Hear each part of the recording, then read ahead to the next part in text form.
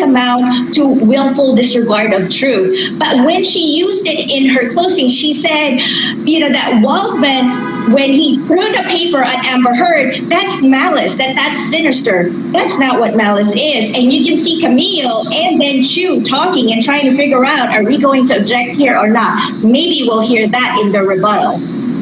And they should put that in their rebuttal. They really should. That's such an important term. That's really the whole case. That's why when we talk about defamation, that actual malice standard is so important for the jury to understand the definition, and it's a really high definition. It's a really high standard.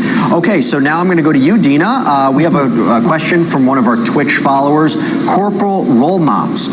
What do they object to in a closing argument? I read somewhere that this can be seen as unprofessional. So do you think Johnny Depp's side looks bad since they objected a lot more?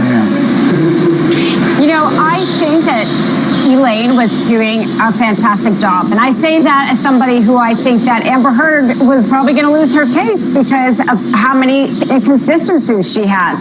But the way she had the facts and the legal arguments, and I think Johnny Depp's team realized that.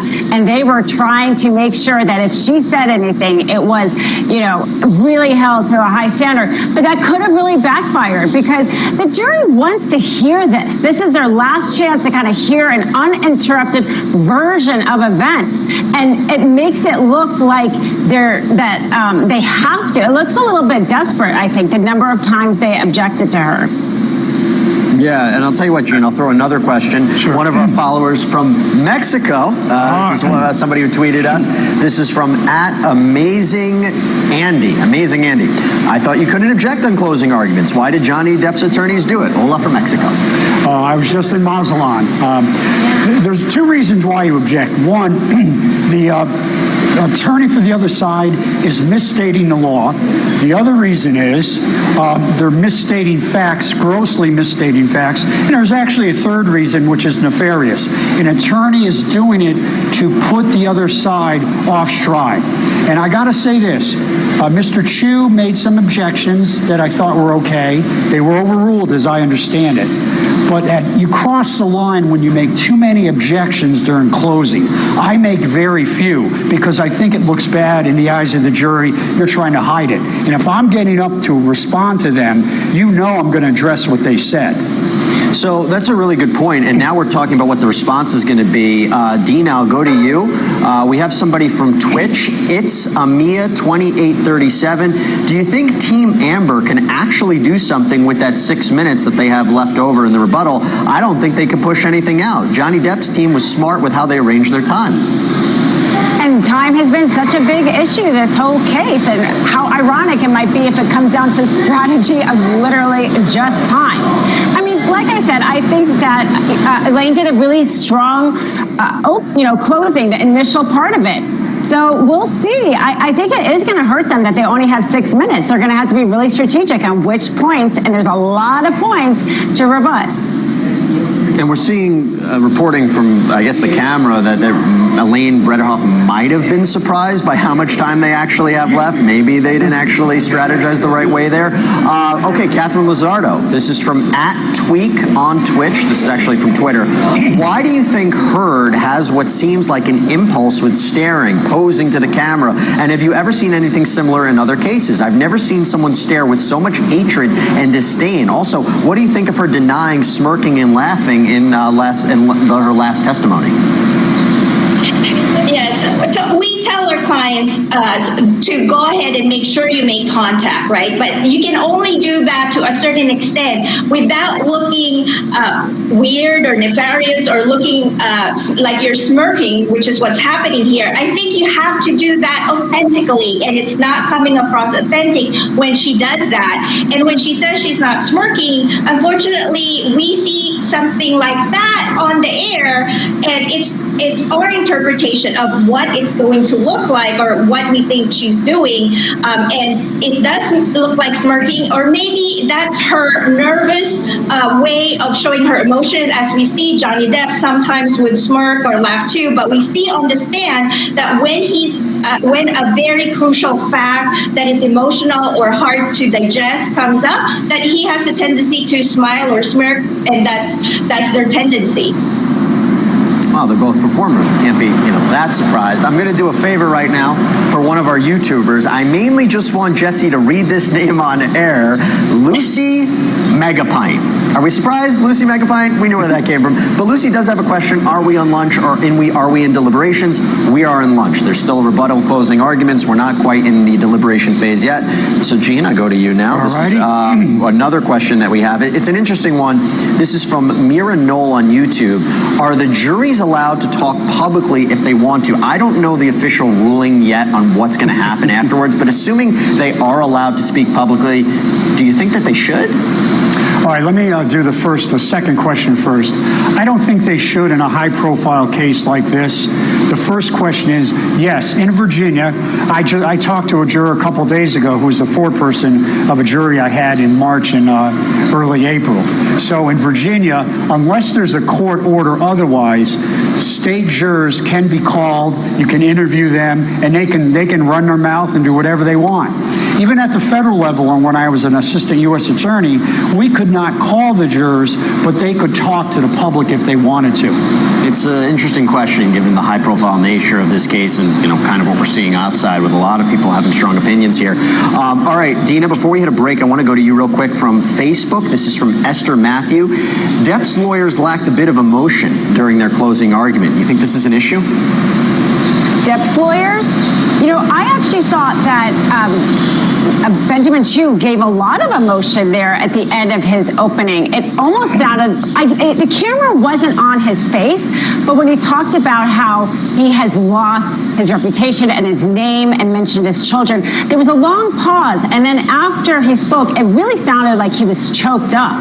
And that was the very end of his closing. And then him and Johnny Depp embraced. So I actually thought that was quite emotional for a lawyer during closing arguments, and definitely more than we've seen from Amber Heard's team so far.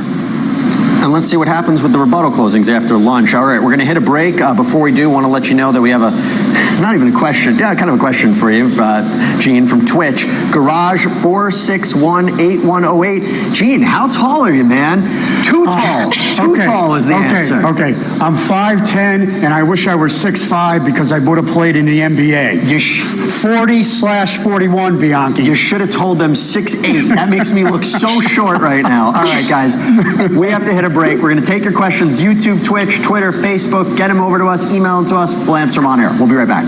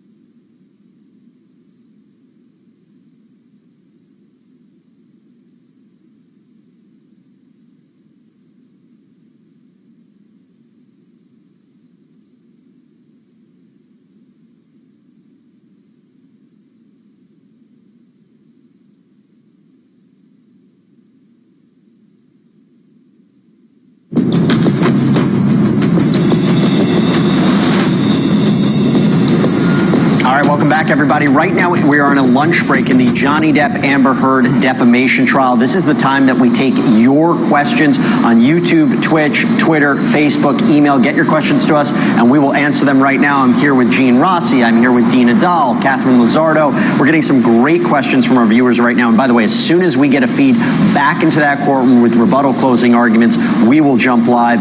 Catherine Lizardo, I have a question coming in from Facebook. This is from Mary M. DiGastino. When Mr. Rottenborn, who is representing Amber Heard, had said, if Johnny Depp is found abusing her one time, she wins, he said that several times. Do you think that the jury really likes that when people do that? And let me also throw in, what do you think about that comment that if the jury believes one instance of abuse, she wins? It's true by law that if the jury finds that Johnny Depp committed even one abuse, whether it's emotional, psychological, or physical abuse, that Johnny Depp loses his defamation case because it would be true. Again, the statement of domestic abuse has to be false in terms of him. In terms of whether the jury likes that, Rottenborn had to point that out because that's one of their strongest argument here. But again, there's that question as to whether or not Johnny Depp wins or loses legally with his defamation claim. Does that matter in the scheme of things for Johnny Depp? And with his rebuttal testimony yesterday, I think the answer is no, that it doesn't matter for him whether he wins or loses. What mattered for him was he was able to tell his truth, the truth, and his side of the story. And I'll just put it this way. If you're going to re-emphasize a point, that's the point you want to re-emphasize. Jury, you just find one instance of abuse and Johnny Depp loses. I think he wants to keep repeating that psychological, mental, verbal, emotional abuse as many times as he can. So what we're going to do is we're going to take more of your questions, but to give you an idea of what happened with Amber Heard's side, here's a portion of her side's closing argument from earlier today. But we've been looking forward to being able to explain to you what you're here to decide. Because I imagine for some of the case, it's been kind of unclear. What are you being asked to decide? These are the things that you have to find, and you have to answer yes. As Mr. Chu said, you have to answer yes to all of them in order to find in favor of Mr. Depp. So you have to find that the statement was about Mr. Depp, and you can decide that in the context of the article. And I'll get to the arguments that Mr. Depp raises on that in a minute. You also have to find that the statement is false. And we're going to look at the statements here. We're going to look at each of the three statements. And in order to win his claim, Mr. Depp has to prove every single element. And there's a concept in the jury instructions that you really didn't hear from Mr. Depp's side this morning, but you've all heard it, I'm sure, outside the courtroom, which is burden of proof. It is Mr. Depp's burden to prove each and every one of these elements. If he cannot, Ms. Heard wins. If he cannot prove each and every one of these elements under the burden of proof that's applicable, Ms. Heard wins. And there's two different burdens of proof that we'll get to. For all of them except number 7, the burden of proof is greater weight of the evidence.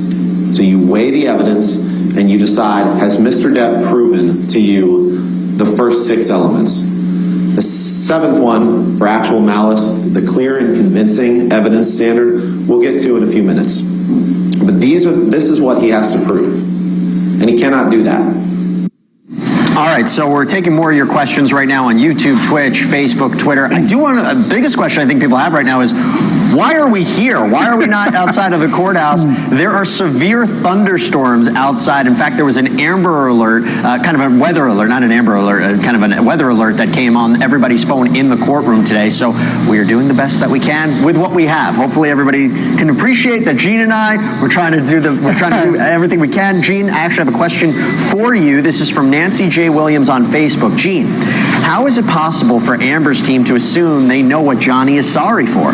And how can that be considered admission of abuse? He's an addict and could possibly be talking about getting drunk and high, and he's ashamed of that. Shouldn't that be taken into consideration?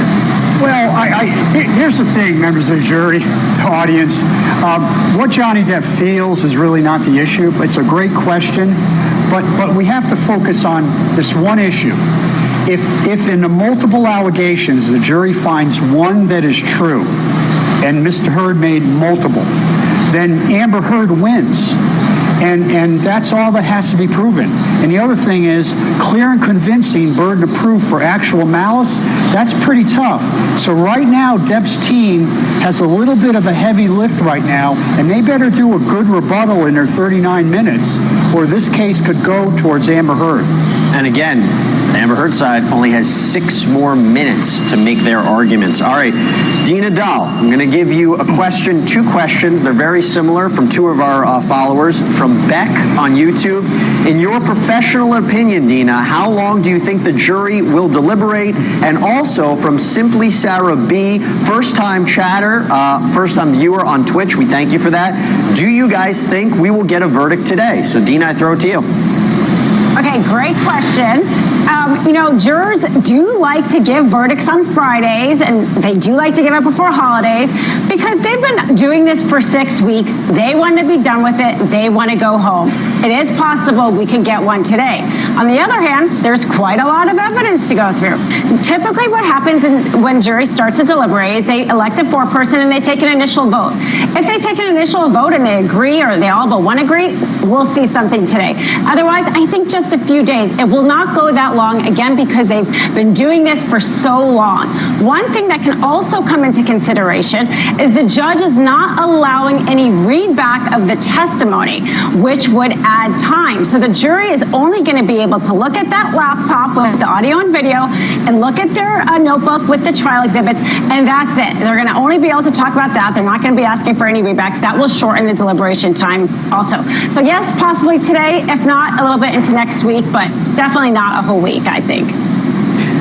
Catherine Lizardo, we're getting a number of people's questions about the time limits in this case. This is from I Am Tweak on Twitch.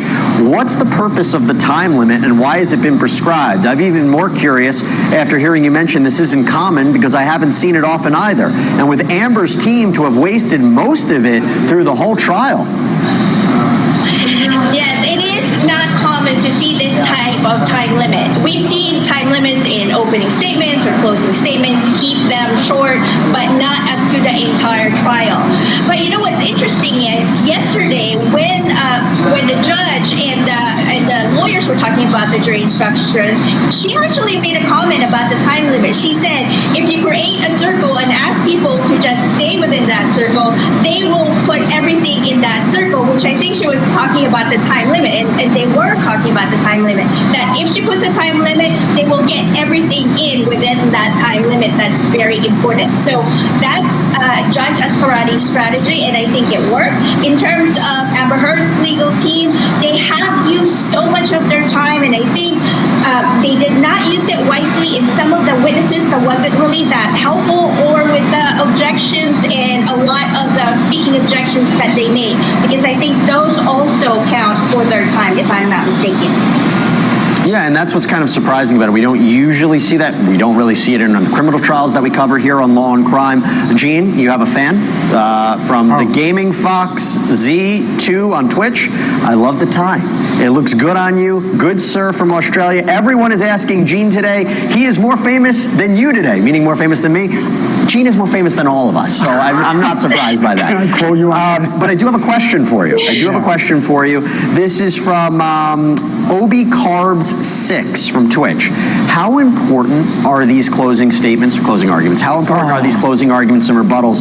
Does the jury get to utilize all the evidence on their own time when not in the courtroom to make their decision? So kind of 2 questions. Oh, God, that's great. I always teach my young puppies, my young prosecutors and young attorneys, when you're trying a case, you always think about the final mosaic. What is the impression, the painting, the tiles, if you will, that you're going to give to the jury? And every minute of every day of trial has to go to that final mosaic. Closing arguments are when you present that mosaic. And all 4 of them have done an outstanding job because it's the last impression, the last painting you're giving that jury. They take those paintings into the jury deliberation room and they use the evidence and say, which painting matches the evidence? I love closings. I love them. Primacy and recency, it's going to be the last thing the jury hears before they go into the deliberations. That's why today is so important. We're going to take a break. When we come back, we'll take more of your questions. Stay with us.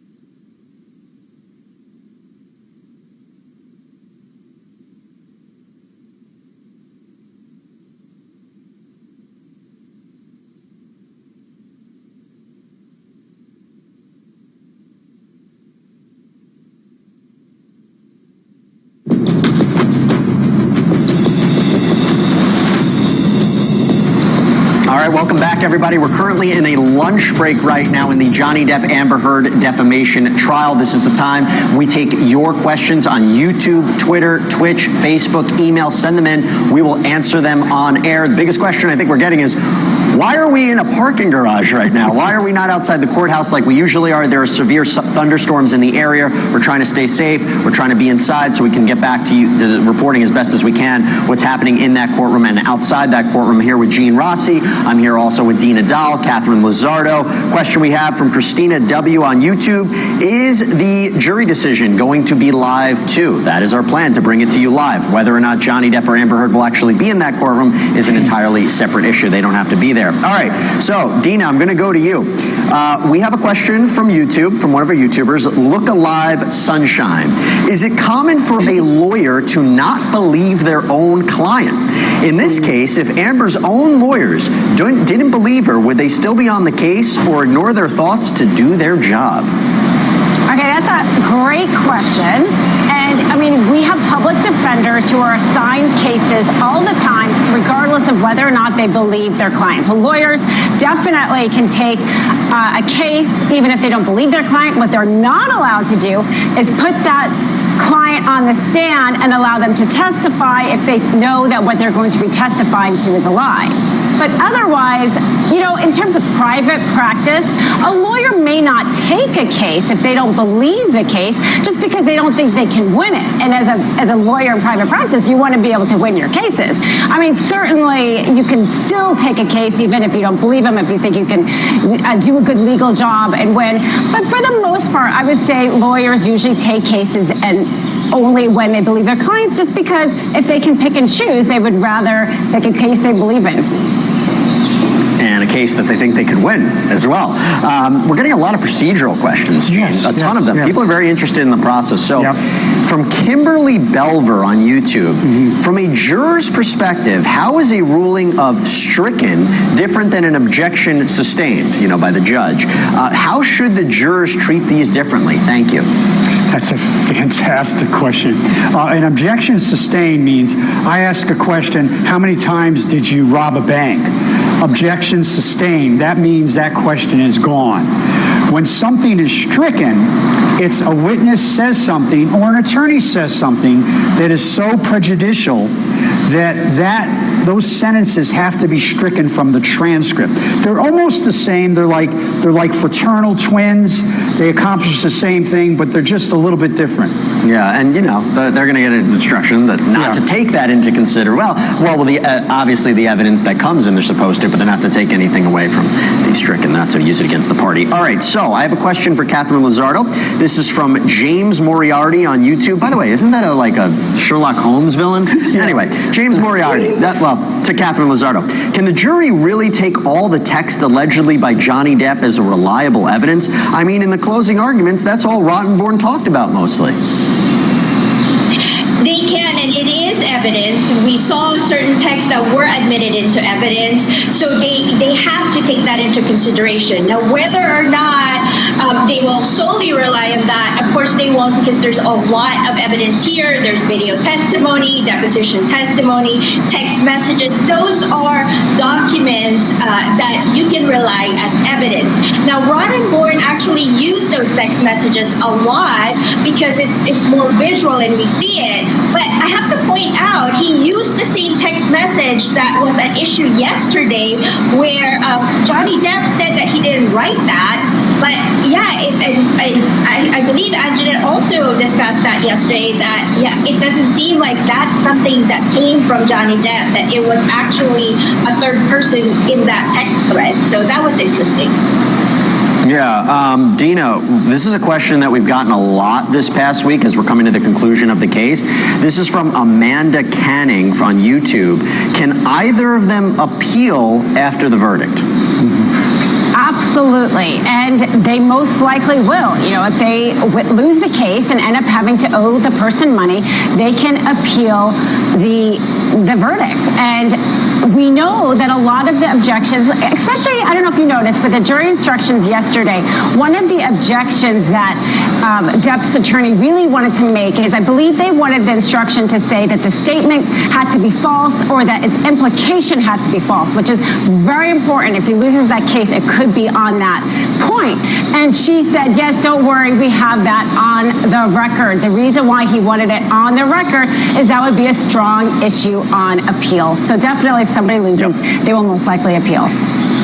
Great question, important question. All right, Gene, I know we're signing you off very soon, so I want to get one more to you from Twitch. Opalaria wasn't saying the jury's decision has an effect on the First Amendment misleading and possibly scaring the jury into siding with Amber. The First Amendment isn't relevant to defamation or suits between individuals, only the government. You have about a minute. I respectfully disagree. This case is in part on the First Amendment. I think Mr. Rottenborn did a very good job that under Virginia law, if you are exercising your First Amendment right about a public policy issue and you don't have actual malice, you have immunity from any lawsuit. So in part, I respectfully disagree.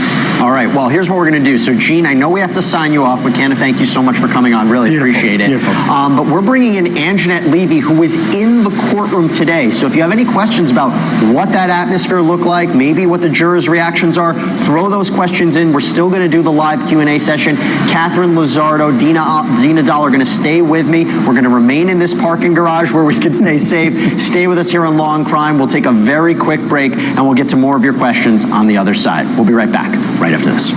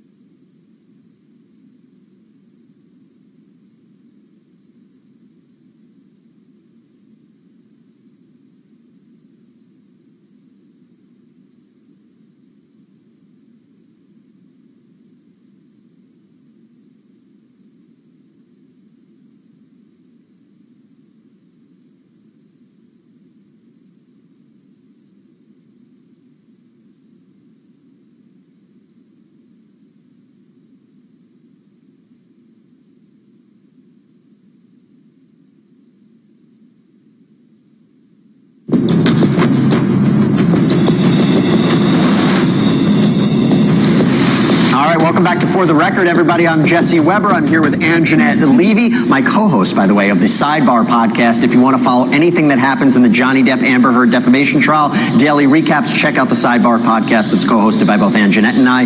First, want to let you know there's a lunch break happening in the Johnny Depp Amber Heard defamation trial. As soon as we get a live feed back in that courtroom, we will jump back live. We're taking your questions right now during this lunch break on YouTube, Twitch, Twitter, Facebook, email. Send them over to us. We'll answer them in the next maybe 10 minutes or so before they come back. First question that we keep getting is, why are we here? Why are we in a parking garage? There are severe thunderstorms in the area, so we can't actually be outside of the courthouse like we normally are. Maybe that'll clear up. Maybe we'll actually get to be back out there later on today. We're just trying to stay safe. But Anjanette? Yes. First question we have is from Kate Pace on Twitter.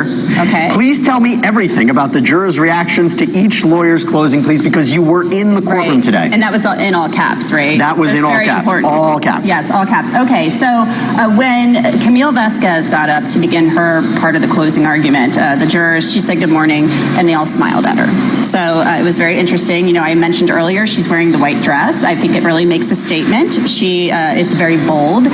So I think that they were really paying attention to everything she had to say. Other than that, they were pretty stone-faced. There were times where they were looking down, and I think they were looking at those monitors that they have there when some of the text messages were being displayed on the screen. Obviously, we saw the cupboard, the kitchen cupboard, or the kitchen cabinet video again. When that started playing after what we heard from Morgan Tremaine, I don't know if you felt it, but I felt a lot. Not that I ever really had a feeling about it. It was what it was, but it made me look at it a little bit differently, having that information about how it came in and with the copyright and how it was approved within 15 minutes. I don't know. It doesn't change the fact of what we saw in the video, and he didn't know he was being recorded. So it's, that's the way I look at it. The fact that he didn't, and then it appeared she tried to hide. She put the coffee cup in front of, it's like she's trying to obstruct his view of he wouldn't see it. Yes, that's what I'm saying. Like it seemed even sneakier and even more of a violation. Like I know you're engaged. We've all been in relationships, and that's certainly not something I've ever done to any of my partners. Well, hopefully I don't experience it anyway, because I'm about to get married. I'll talk to your fiance about it. So we're taking your questions right now, but to give you, we're all wondering what's in the mind of the jury. Obviously, they're probably going to be considering these closing arguments the last thing in their mind, the last thing that they hear before they go to deliberate. But you have to also wonder, are they considering Johnny Depp and Amber Heard taking the stand? Give you a sample of this. This is when Johnny Depp was on the stand explaining and responding to these sexual assault allegations. No human being is perfect, certainly not. None of us. But I have never in my life committed sexual battery, physical abuse, all these outlandish, outrageous stories of me committing these things and living with it for 6 years and waiting to be able to bring the truth out. So this is not easy for any of us. I know that. But no matter what happens, I did get here, and I did tell the truth, and I have spoken up for what I've been carrying on my back reluctantly for 6 years. All right, Johnny Depp giving one final plea to these jurors before they entered into closing arguments. All right, so Dina Dahl, we have a question from Louise Sanderson on YouTube. I am from the UK, thank you for watching, and I am confused. If you have freedom of speech, how can defamation exist? Okay, great question. So yes, it's a constitutional right, freedom of speech, but you cannot lie. That's the difference. You can say something that's true, but very bad about the person, right? You can say the worst things about your neighbor. As long as they're true, it's lawful. It doesn't matter if they lost their job because of it and people hate them because of that. So that's the restriction on the speech. We allow speech, but what you're saying has to be true. Yeah, that's a really good point, and it's an important distinction to make there. Catherine Lizardo, we have a question from YouTube from Blue Tilapia. I don't know if tilapia is supposed to be blue. I think it's supposed to be white, so don't eat it. Don't eat it. Everyone stay away from that. Sounds pretty toxic. Sounds pretty toxic. Catherine Lizardo, what happens if the jury is hung? Do you repeat the whole thing again in a few months? Well, if the jury is hung, most likely before they even get there, the judge will give them an instruction to go ahead and go back and try harder, try to deliberate. But if they're hung, not really. We won't go back here. It's up to Amber Heard or Johnny Depp what they want to do in terms of procedurally. But when they're hung, they're going to say that, hey, one of the elements were not really. Let me back up. It's unanimous jury that's needed in Virginia. There's 7 jurors. It has to be unanimous. If even one juror says no, then in any of those elements, then whoever they say no to loses. It's either Johnny Depp or Amber Heard. And Catherine Lizardo, you actually answered another one of our followers' questions about whether it has to be unanimous. All right, Anjanette, I have a question for you from Twitch. Okay. Never enough kitties? There's never really enough kitties when you really think about it. How did you or the courtroom react when Rottenborn in his closing argument said the statement that if Amber chopped Johnny Depp's finger off with an axe, that wouldn't matter? I was kind of like, really? It wouldn't? I mean, seriously, why do you say it wouldn't? I mean, it goes to the whole argument about, even though this is about defamation, they still have to prove who was the abusive one in this relationship and who does the jury, they're saying, he's saying this isn't about this and it's not about that, but it kind of is, because if Johnny Depp is truly an abuser, then he has to prove he's not for his case. And so when he said that, I thought, oh my gosh, yeah, it does matter. So I think everybody's actually been pretty tame today. We've talked about this, how sometimes there have been some amusing moments in this trial, and you have to hold back from laughing because, it's a courtroom, there's decorum. But I think everybody was kind of like, did he really just say that? So anyway, I think he's, I think he's a pretty good lawyer, I really do. But when he said that, I think sometimes lawyers, things just fly out of their mouths sometimes during closings or even openings. And then during life. Yeah, during life, or like Anjanette, like I'm the queen of sticking my foot in my mouth. But anyway, we all say things where we're just like, oh, did I just say that? So maybe he'll go home tonight and think like, did I really say that? Hopefully not when you're in a closing argument in a $50 million defamation lawsuit, but $100 million. Which by the way, was interesting. She said, we're not even looking for $100 million. We'll get to that in a... That was interesting, don't you think? I don't know why Ghislaine Britterhoff actually said that. Yeah. But, so anyway, first let me tell you, Anjanette, you do have a fan. This is from Robbie Carb 6. Why is Anjanette the best? Love her. You're cool too, Weber. All right.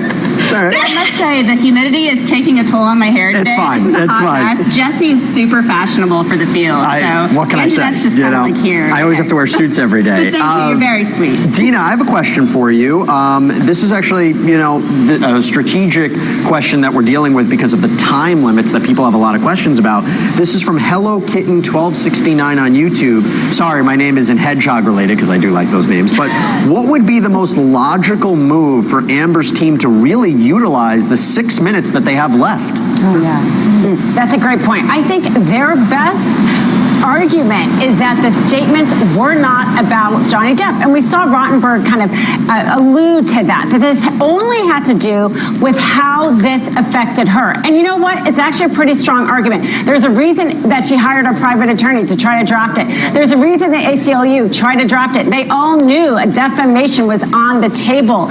So I think that's their strongest argument. I would keep going to that whether or not he was an abuser is not what this is about. It's about the fact that after she accused him of it, she became a public pariah, which is true. She did become a public pariah. Yeah, Anjanette, we have a question from Joanna Gee on YouTube.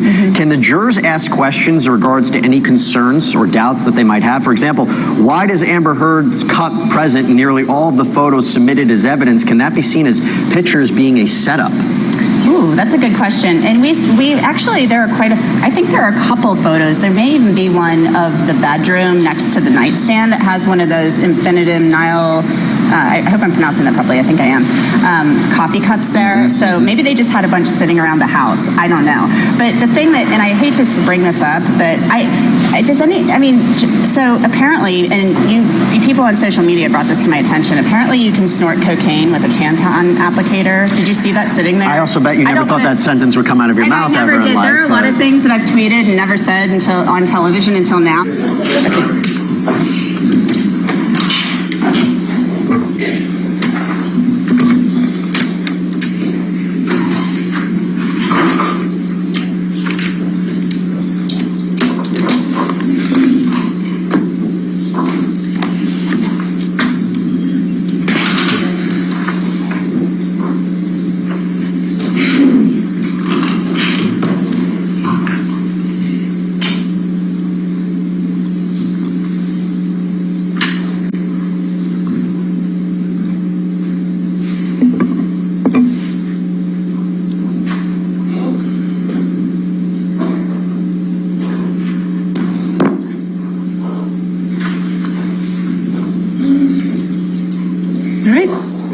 Thank you, ladies and gentlemen. You may be seated. All right, rebuttal arguments.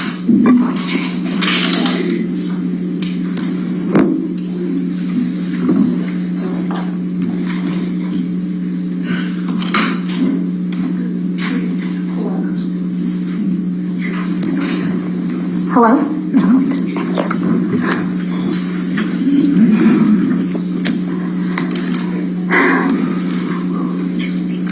Good afternoon, ladies and gentlemen.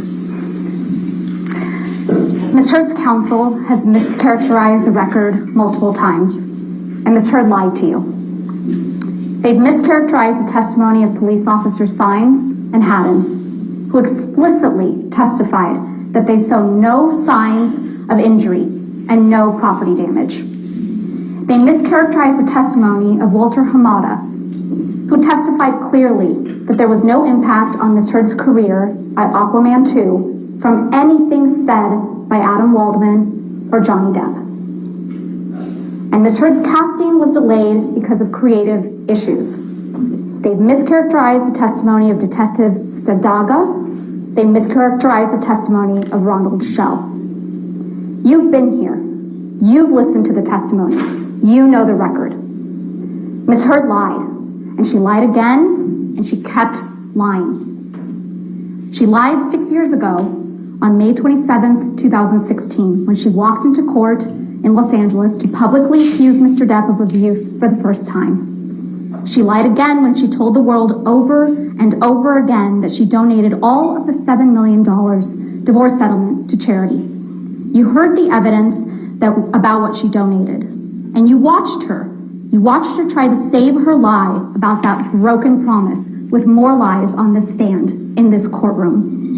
She lied again when she told the world in her op-ed on December 18th, 2018, that she was a public figure representing domestic abuse, painting herself as a representative of abuse survivors everywhere, and painting Mr. Depp as a representative of perpetrators. She's come too far. She can't back down. She's lied too many times to too many people. So when Mr. Depp finally decided to fight to clear his name by filing this lawsuit, Ms. Heard responded by making up more and more stories of more and more extreme abuse. She came up with a new accusation that Mr. Depp had raped her with a bottle in Australia. And she keeps making new claims up even now.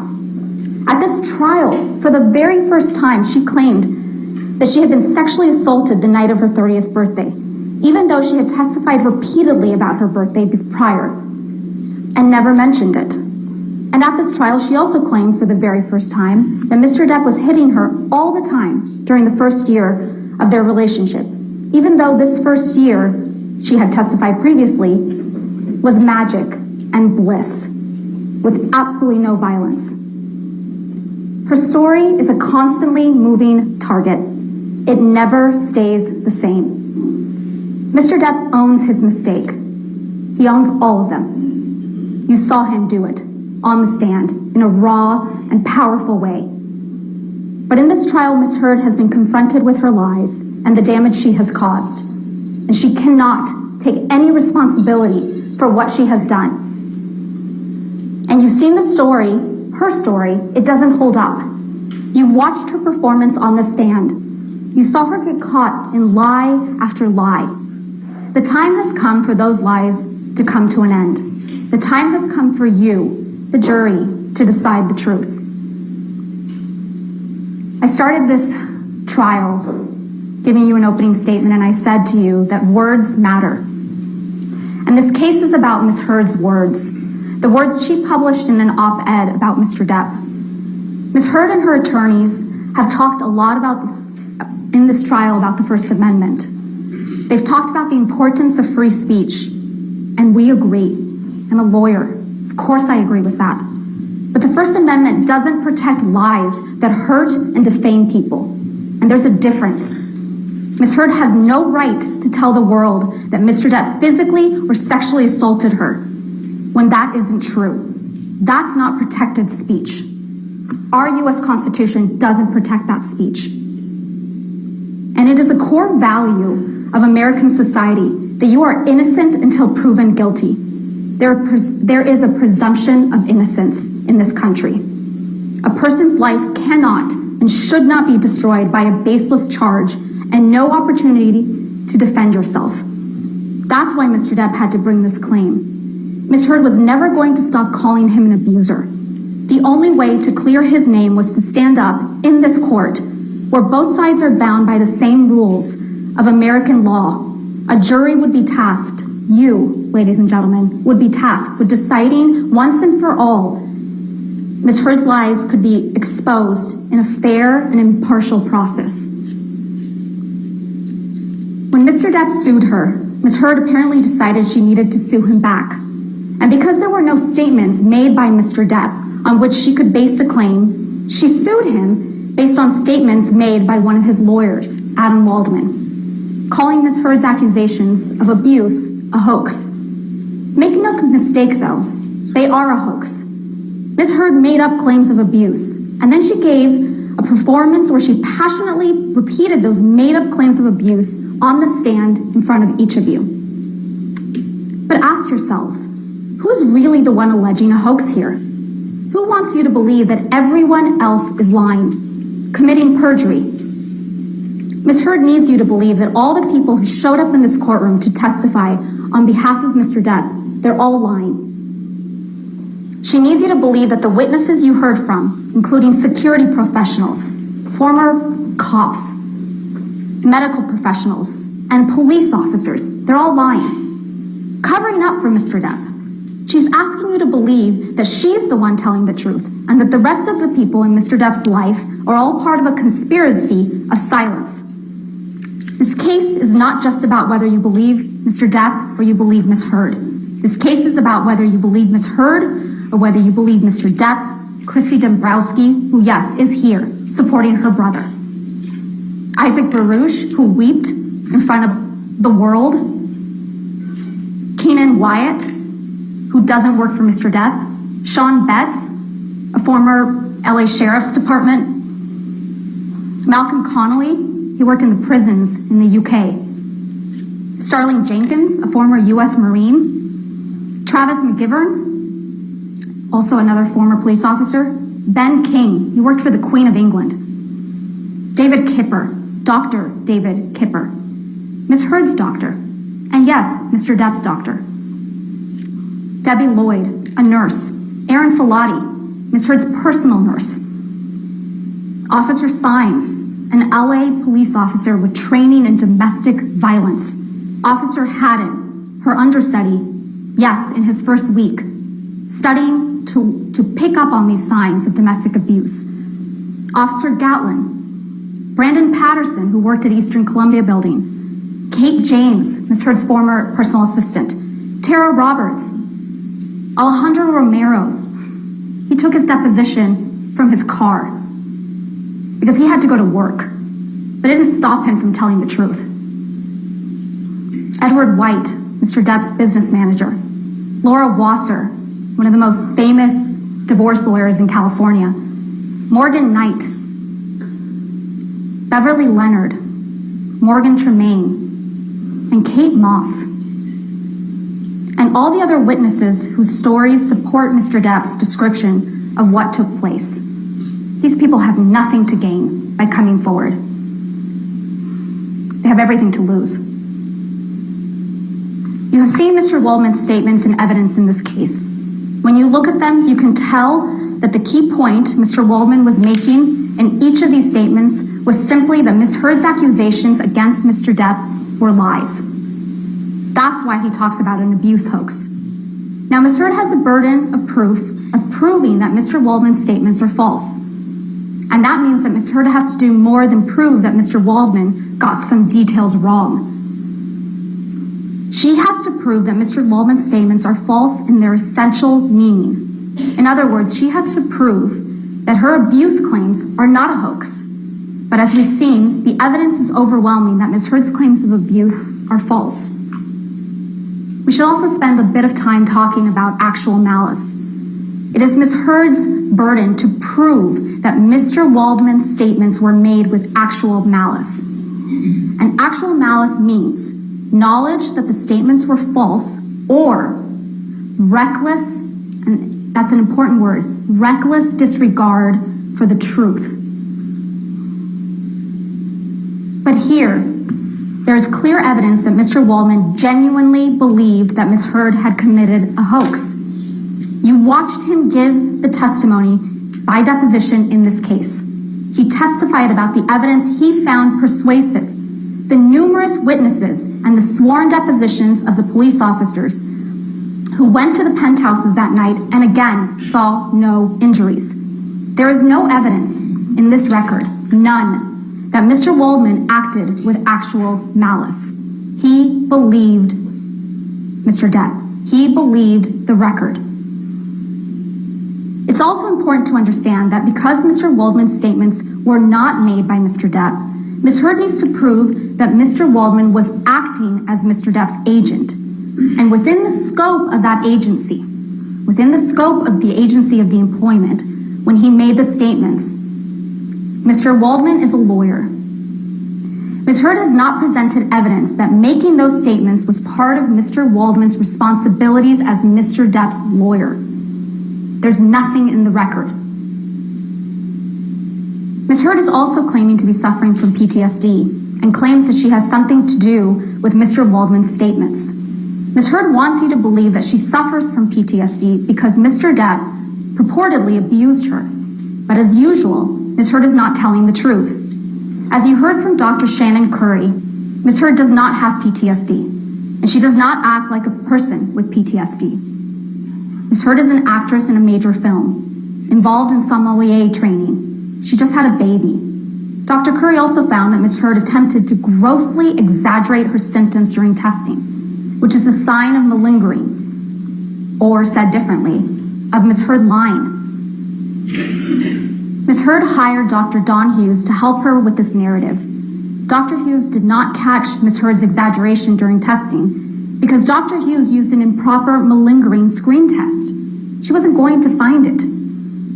One that is meant to identify an examinee's attempt to fake a severe mental illness or psychosis, not PTSD. Dr. Hughes diagnosed Ms. Heard with PTSD without administering the gold standard diagnostic test used for PTSD. She diagnosed her, think about that, she diagnosed her with PTSD before administering the test she admitted was the gold standard. 2 years after diagnosing Ms. Heard with PTSD, and curiously, shortly after Dr. Curry administered the gold standard diagnostic test in her evaluation of Ms. Heard, but before it was disclosed, Dr. Hughes decided to administer the gold standard. Finally. Nevertheless, even after Dr. Hughes used the proper test, there were a number of deficiencies in her administration of that test. You saw them, including her failure to even follow the instructions that render her diagnoses unreliable. Ms. Heard's claim for monetary damages related to Mr. Waldman's statements, frankly, it's a fantasy. Ms. Heard speculates wildly that she has somehow been damaged by Mr. Waldman's statements. But in reality, Ms. Heard has not shown any damage at all that was because of or by Mr. Waldman's statements. There is evidence of a mountain of negative press coverage about Ms. Heard, including press reports about her defecating Mr. Depp's bed, cutting off his finger, and putting out a cigarette on his face. But none of that has anything to do with Mr. Waldman's statements. And Ms. Heard has presented no evidence, none, of any film or other project that she has lost because of the statements. In fact, you heard from Warner Brothers president, Walter Hamada, who explained that Ms. Heard suffered no loss, none. No loss of compensation or other adverse effect on her major film, Aquaman 2. You heard it straight from him. Ms. Heard's expert, Catherine Arnold, testified, but for the statements from Mr. Waldman, Ms. Heard would be much more successful in her career. To form this opinion, Ms. Arnold compares Ms. Heard to actors such as Jason Momoa, the actual Aquaman, Chris Pine, Gal Gadot, and Zendaya. But as Richard Marks, who does deals every day, that's his job, not testifying here for a paycheck, does deals in Hollywood, and Doug Banya both testified that these actors are simply not comparable to Ms. Heard. After all, Jason Momoa, he was Aquaman. Chris Pine, he was Captain Kirk. Gal Gadot, Wonder Woman. Zendaya, she's been acting since she was 13 years old on the Disney Channel. And she's in every single Spider-Man movie. Further, the Q scores of these actors are not at all comparable with Ms. Heard's Q scores. As Mr. Banya testified, Ms. Heard's rating was less compared to these actors, and all of Ms. Heard's Q scores ratings were less favorable than the average of all performers. As you heard from Michael Spindler, because Ms. Arnold relies on the salaries of these comparable actors to calculate Ms. Heard's damages, Ms. Heard's claim for damages makes no sense. There's no connection. Further, and more fatally for Ms. Heard's damages claim, is that there's no connection to the Waldman statements, to Mr. Waldman's statements. Even if you find damage to her career, you have to connect it to the defamatory statements. There is no connection. Mr. Banya testified that all the negative tweets that Ms. Heard has entered into evidence have no causal connection to the statements underlying Ms. Heard's counterclaims. Specifically, Ms. Heard's expert, Mr. Ron Schell, presented a flawed methodology that included picking out hashtags at random, including justice for Johnny Depp. What does that have to do with the Waldman statements? And counting accompanying tweets, even though it had nothing to do with Mr. Waldman. Ms. Heard's counterclaim is based on statements by Mr. Waldman, not Mr. Depp. Ms. Heard knows perfectly well that she hasn't suffered any damages from those statements, buried at the bottom of articles in a mere tabloid, the Daily Mail. And the statements are substantially true, since all they do really is point out that Ms. Heard's abuse allegations are false. Ms. Heard's counsel argued that Ms. Heard did not write the title of the online version of the op-ed, which stated, "I spoke up against sexual violence and faced our culture's wrath. That has to change." It does not matter whether or not Ms. Heard wrote the title. You will recall from the court's instructions this morning that what matters is whether Ms. Heard republished the defamatory language. That instruction states in part that you should find Ms. Heard republished this article if she, quote, retransmitted the defamatory material with the goal of achieving a new audience. Stated differently, republication occurs when the speaker has affirmatively, that's important, affirmatively reiterated the statement. Ms. Heard affirmatively reiterated the statement. She posted it on her Twitter. If we could please pull up Plaintiff's Exhibit 3.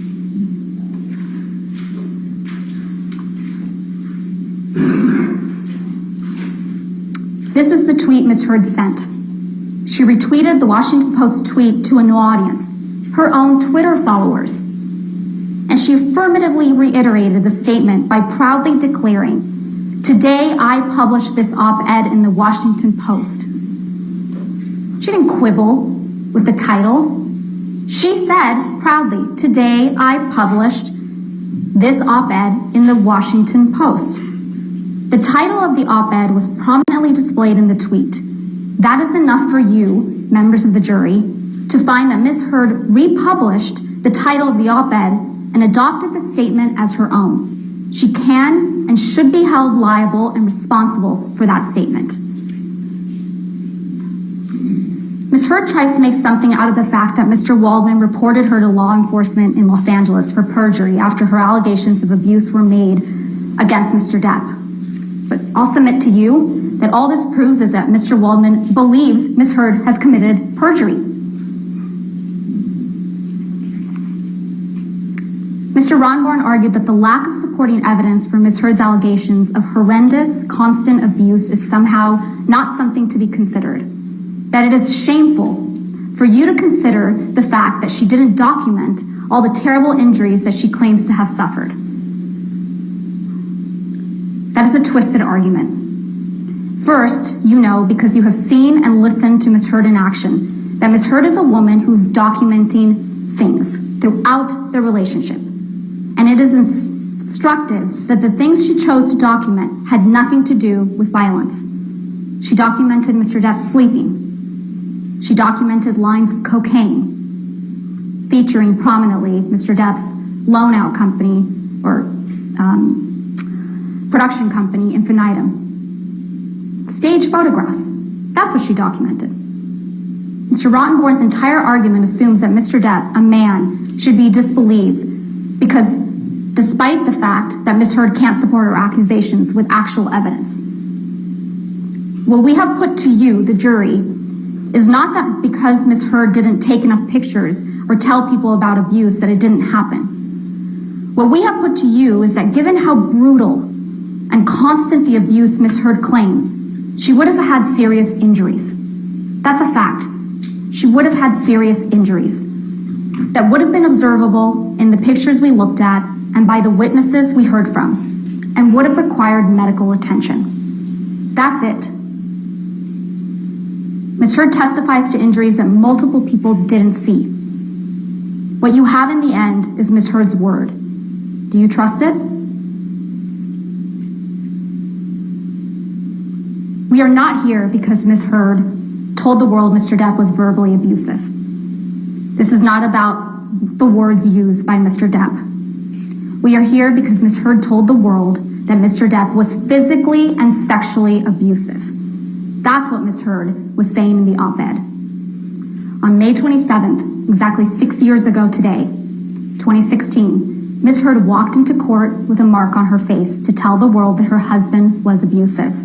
She renewed that falsehood in her op-ed, describing herself as a public figure representing domestic abuse. And she published the op-ed, including the title, claiming that she spoke up against sexual violence. Everyone knew who she was talking about when she used those words. She was alleging physical and sexual abuse. She was not alleging emotional or psychological abuse. She was alleging physical and sexual abuse. Ms. Heard cannot run away from her own allegations now. You have all heard the evidence of what she alleged against Mr. Depp in 2016. And you have all heard her incredibly dramatic, over-the-top story of physical and sexual abuse. That story was a defamatory lie. Ms. Heard tried to argue that you only need to find that Mr. Depp might have touched Ms. Heard once in order to find in her favor, because that makes her a victim of abuse. But common sense should tell you that you can't pick and choose Ms. Heard's allegations. You saw her on the stand. We all did. She gave the performance of her life, telling you story after story of abuse. And not just any abuse, but extravagant, over-the-top allegations of abuse that would be truly brutal, horrific, if true. You either believe all of it, or you believe none of it. Either she's telling the truth, including in her most extreme allegations, or she's lying.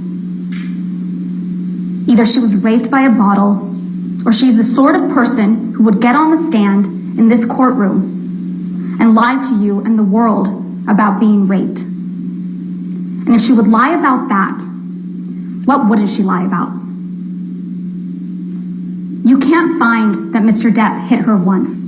Either he hit her countless times, or you can't believe a single word that comes out of her mouth. And what is the actual meaning of Ms. Heard's op-ed? That's an important question. It's not that Mr. Depp said a nasty word to her once.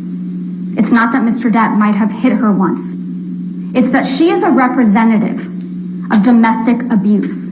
And by extension, Mr. Depp is a representative of abuse perpetrators. Words matter. Ms. Heard has shown you a lot of text messages from Mr. Depp with some very vivid language. As I told you at the start of this trial, Mr. Depp has a unique style of writing. He uses words I don't use. And you probably don't use either. But as you also heard during this trial, Mr. Depp writes in that way, in part because he modeled his writings on literary giants like Hunter S. Thompson. And he's got a dark sense of humor.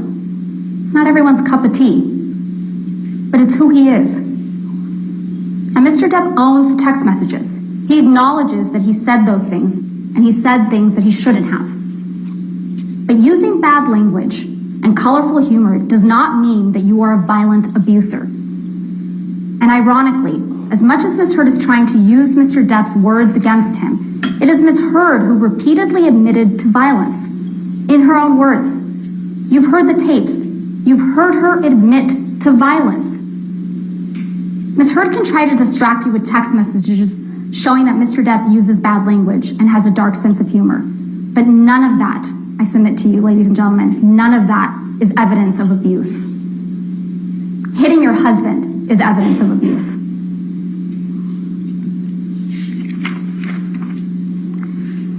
Mr. Ronborn talked about the burden of proof. Let's talk about that for a minute. Mr. Depp only has to show that it is more likely than not, that the statements in the op-ed are false, that it is more likely than not that they have a defamatory implication, that it is more likely than not that Ms. Heard designed and intended the statements to refer to Mr. Depp. And the evidence on these points is clear. Ms. Heard made these allegations 6 years ago today, May 27th, 2016. She went out of her way to make them public, tipping off TMZ. When she published the op-ed, she was reminding everyone in Hollywood and the world of her abuse claims. And those claims are a lie. Consider what the true purpose of the article. Mr. Ronborn said it was to promote legislative reforms. But what was it actually? The evidence shows it was to promote Ms. Heard. It was timed to be released at the same time as Aquaman on December 21st, 2018. And it was timed to coincide with her announcement of her ambassadorship at the ACLU for women's rights. That's not a coincidence. It was designed that way. That was not a statement about legislative reforms. This was about burnishing Ms. Heard's reputation at the expense of Mr. Depp's. It was about Ms. Heard continuing to portray herself as a heroic survivor of abuse. And on the question of actual malice, that just means whether or not Ms. Heard knew the allegations were false. Ms. Heard knows perfectly well that she wasn't abused. She has direct knowledge of that. She was in that relationship. So actual malice is easily established. You may have noticed that no one showed up for Ms. Heard in this courtroom other than her sister. Every other witness who traveled to Virginia for her was a paid expert. This is a woman who burns bridges. Her close friends don't show up for her. Mr. Rottenborn tried to discredit Mr. Depp's witnesses by suggesting they're all on Mr. Depp's payroll. So he doubled down on the hoax theory. that everyone's just lying. First of all, it's not even true Keenan Wyatt is on his payroll. Ben King isn't on his payroll. Officer Melissa Sines isn't on his payroll. Morgan Tremaine isn't on his payroll. Officer Tyler Haddon, he's not on his payroll.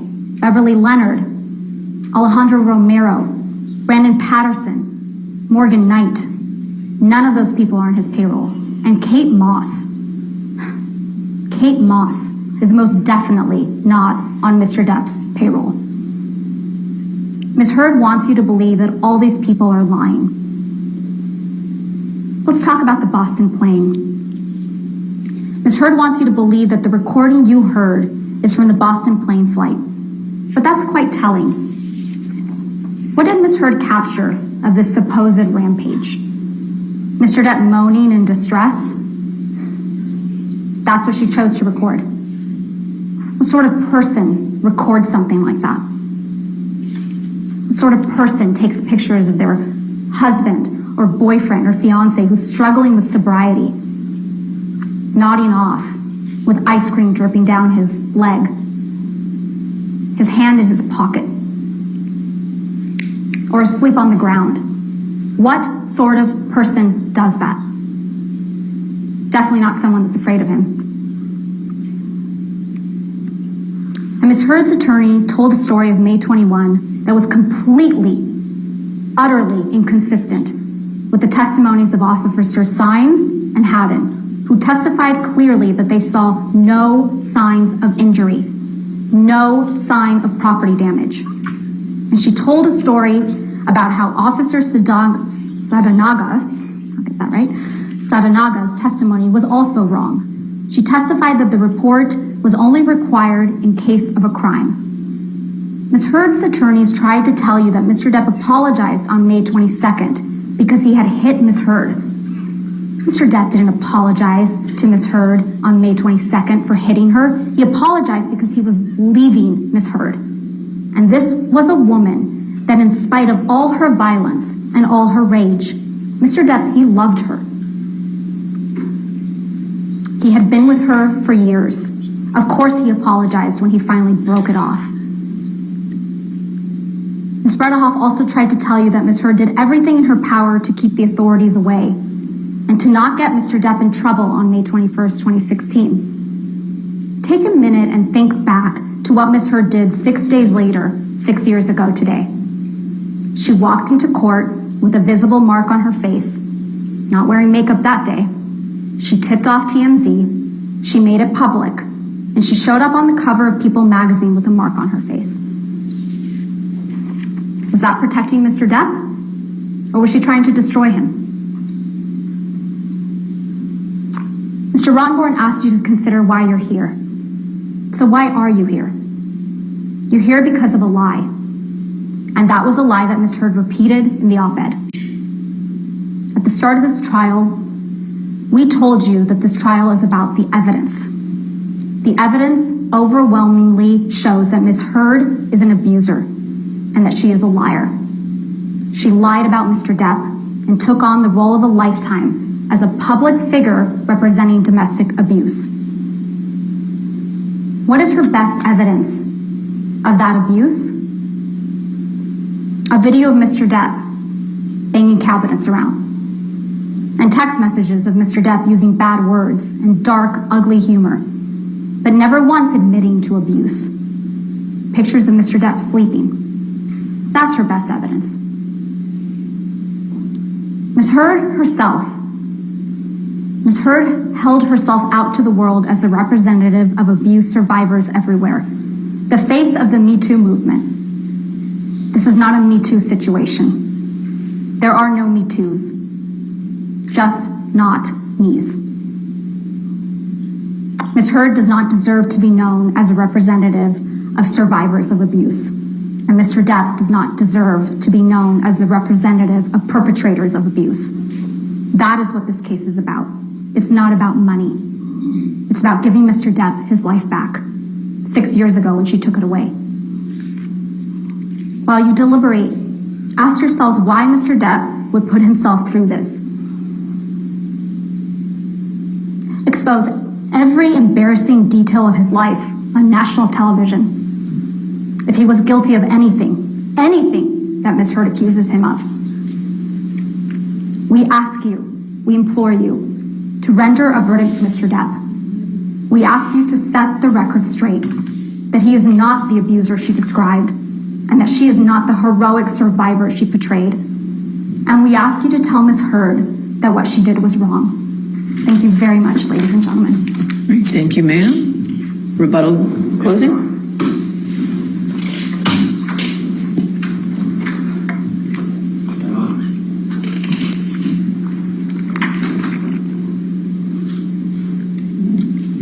How about that? Yes. Thank you.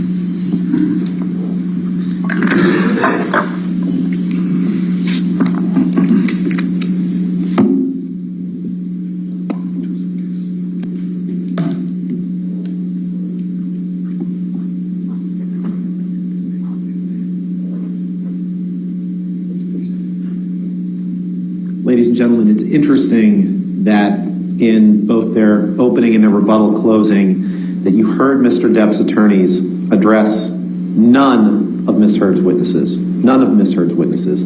They listed their own, who didn't see, who were on his payroll, weren't there behind closed doors with him, but they didn't address any of the witnesses. For example, Josh Drew, Rocky Pennington, Liz Mars, who were all there on May 21st, Melanie Iglesias, who covered Ms. Heard's bruises. They say that no one showed up for her. No one showed up for her, but then they say that these people aren't friends anymore. If they're not friends anymore, then why would they be doing what they would suggest are lying for her? Why would they be corroborating everything that she says?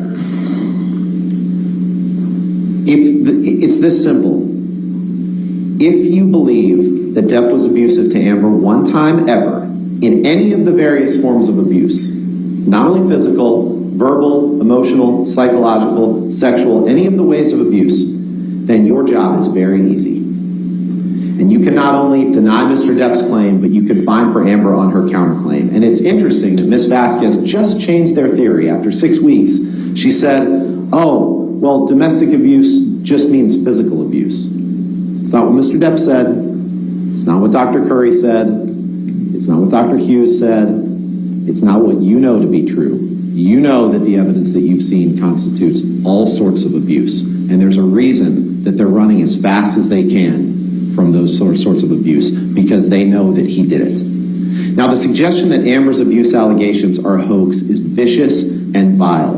Mr. Depp can say whatever he wants now, but he can't change the evidence that you've seen at the trial. And the evidence shows that Ms. Heard did not commit abuse hoaxes, not about sexual violence, not about May 21st, 2016, and certainly not about Mr. Depp and Mr. Waldman's catch-all, all-purpose statement that Ms. Heard's abuse hoax, which suggests that every one of her allegations are false. But that's coming to an end.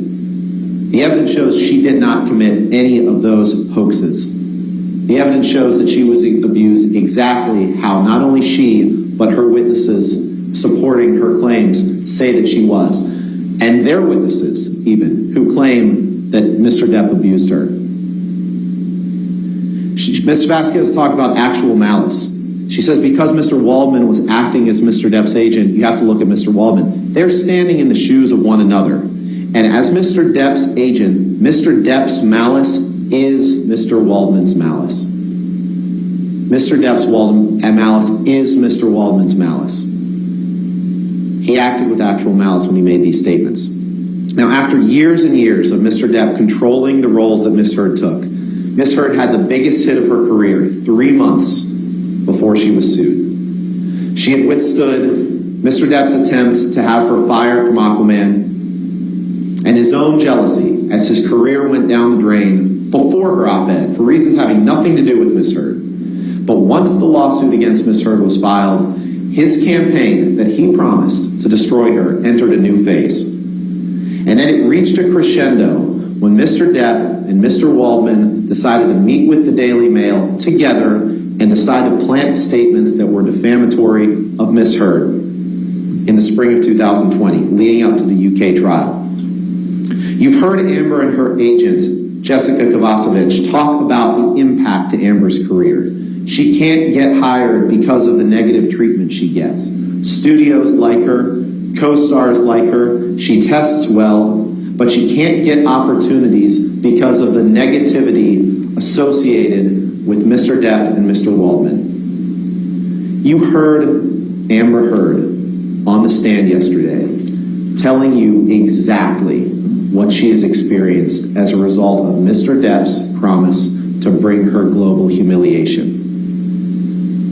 That promise, to paraphrase Catherine Arnold, Ms. Heard's damages expert, that promise was a spark. And that promise he kept because he had told her again and again, the only way out of this is death. And when she chose a different path out of it, he decided to make that promise. He decided to throw that spark. And when Mr. Waldman became involved, that spark became a forest fire. That forest fire has continued to this day.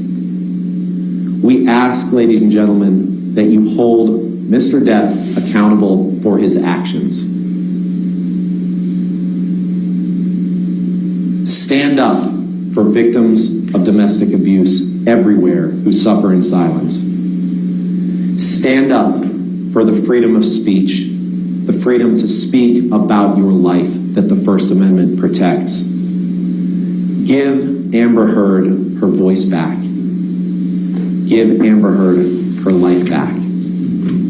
Thank you so much for your service on this jury. Thank you, Mr. Rottenborn.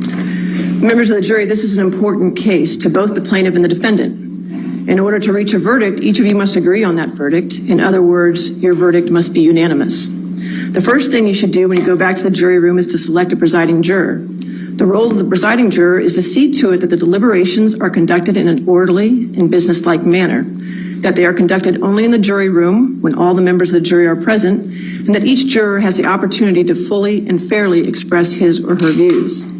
It is rarely helpful for jurors upon first entering the jury room to take a straw vote or for any juror to make an emphatic expression of his or her opinion in the case or to announce a determination to stand for a certain verdict. To do so before all jurors have had an opportunity to consult with one another and exchange views and opinions might allow your sense of pride to prevent you from retreating from an announced position, even when shown that such position is unsound.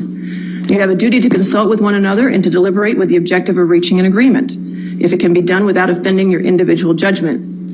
Each of you must decide this case for yourself, but only after an impartial consideration of the evidence with your fellow jurors. In the course of deliberation, a juror should not hesitate to re-examine his or her views and change his or her opinion if convinced it is an error.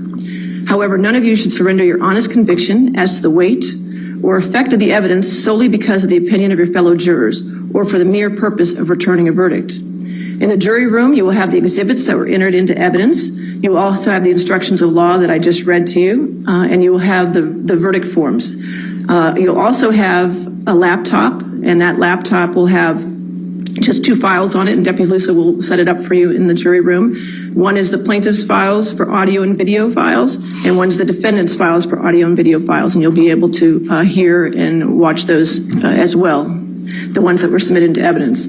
During your deliberations until you are discharged from jury service, you must not communicate with or provide any information to anyone who is not a member of this jury by any means about this case. You may not use any electronic device or media to conduct any independent research about this case, the legal or factual issues in the case, and the individuals or attorneys involved in the case. You are not permitted to consult dictionaries or reference materials, search the internet, visit websites or blogs, or use any other tools to obtain information about this case or to help you decide the case. Do not try to find out information from any source outside of the testimony and the exhibits received as evidence during the trial. You will also have, I know the attorneys discussed briefly about the verdict forms. You'll have 2 sets of verdict forms, one for Mr. Depp's case and one for Ms. Heard's case, okay? Now, when you have these verdict forms, the first 3 pages of both verdict forms have each of the statements separately. Okay, so when you're going through it, you're going to look at each statement separately and answer the questions that are on the page, okay? Now, if you decide yes for every question for a statement, then that's when you go to the last page of the verdict form, which is for damages. So, for example, if you find yes for all of statement 1, then you could go to 4 and 5 for damages. If you find yes for all of statement 1 and statement 2, you still go to 4 and 5 for damages. If you say yes for statement 1, statement 2, and statement 3, you obviously go to 4 and 5 for damages. If you answer no on any of the pages for any of the statements, you don't go to 4 and 5. Okay, so that will be for all of them. And then when you do come to a verdict, make sure the foreperson signs it and dates it, and then just let the deputy know about that. Okay. All right. Now, for the tough part, you may remember at the beginning of this case, I told you we would randomly select 4 people to be the alternates, okay? We still have 2 alternates left, and the numbers were placed in an envelope from the very beginning of the case. So let me just say before I release the alternates that I know that this trial has been a huge sacrifice for all of you, and I have taken, and you've taken away from your life for weeks on end here. And I know I speak for all of us associated with the case, and I want to thank you for your service in this matter. I know how hard it is to come this far and then not get a chance to deliberate, but that does not lessen the respect and admiration that we have for you. As an alternate, you will not deliberate, but you are still under order of this court not to do any outside research in this case or to talk to anyone about this case at this time, and you're still under your oath as a juror. That is because if something happens to a juror during deliberations, I will call you back for service, and you will join the deliberations, and they'll start again, and you'll be part of the jury. So you are under these restrictions and your oath until a verdict is reached. We will contact you once this has occurred, and then you'll be free from your obligations, okay? But again, thank you for your service, all right? So in this matter, the alternate jurors are juror number 3 and 14, all right? So at this time, those jurors are excused, and also the remaining jurors can retire now to the jury room to begin their deliberations, okay? So thank you all, okay?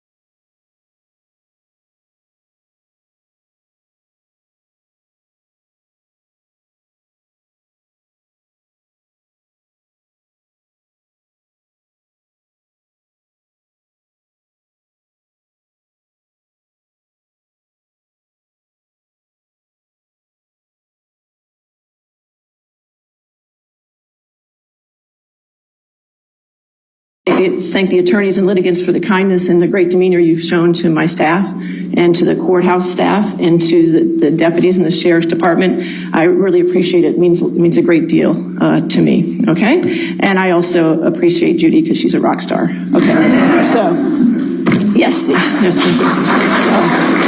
Well, that's a first, okay.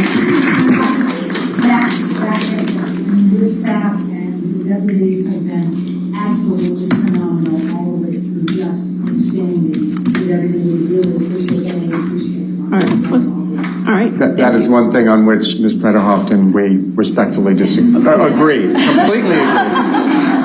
Completely agree. Well, good. I'm glad on the last day we finally have an agreement. Thank you, Your Honor. We're very grateful. Thank you. You want to approach? Sure.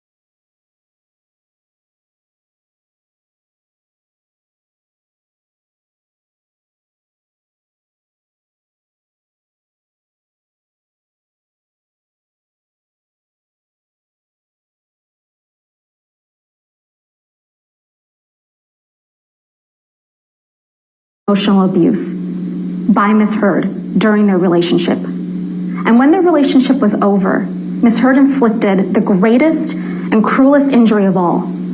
She publicly and falsely named Mr. Depp as the abuser. Ms. Heard never thought she would be held accountable, never thought that she would have to face her abuser. She never thought she would have her supposed mountain of evidence vetted. She never thought that Mr. Depp would tell you, the jury, and the world that he was the real victim of domestic abuse. She said it in her own words. You can please tell people that it was a fair fight and see what the jury and judge think. Tell the world, Johnny. Tell them Johnny Depp. Johnny Depp, man, I'm a victim too of domestic violence, and yes. I know it's a fair fight. And see how many people believe or side with you. Okay, so again, Camille Vasquez kicking off the closing arguments for the Depp team. Remember, each side had 2 hours total, including their initial remarks and rebuttal, and they got it all in and done. We're going to talk about what has played out today and what this jury must be dealing with at this very moment, because they got 1 or 2 things to do. There's a 4-page verdict form. There's 37 pages of instructions. That's fun. So here to talk about this, we have Karen Felicia Nance. She is in the East Bay, over on the other side of San Francisco, and also Mitra Hurian is here. She is here from Beverly Hills. Welcome both. I appreciate you being here on what could be a very interesting day. So let me get first impressions, Karen, of the closings, and we're gonna sprinkle them in throughout. But so far, what do you think? I was very impressed with Camille Vasquez's presentation. I thought that she did a great job. I understand from the reporters at the scene in Fairfax, Virginia, Antoinette Levy, that the jury was actually smiling when she came forward, when Camille came forward. So that was interesting. And I just thought that both attorneys for Johnny and both attorneys for Amber did a good job. It's up in the air. I think that they both scored points. They both did a great job. So it'll be interesting to see who was the most persuasive in the jury's eyes. Yeah, I agree that I think they did both do a good job. Very different styles, and obviously, I believe, Mitra, disagree or not, that one side, the Depp side, maybe had better facts to play with, but their presentation, although very thorough, and they got it all in time, a little more scripted, literally, whereas the Amber Heard attorneys were a little more free-flowing. But again, if you take that apart and just look at the facts they had to deal with, I think the Depp team had better facts. What do you think?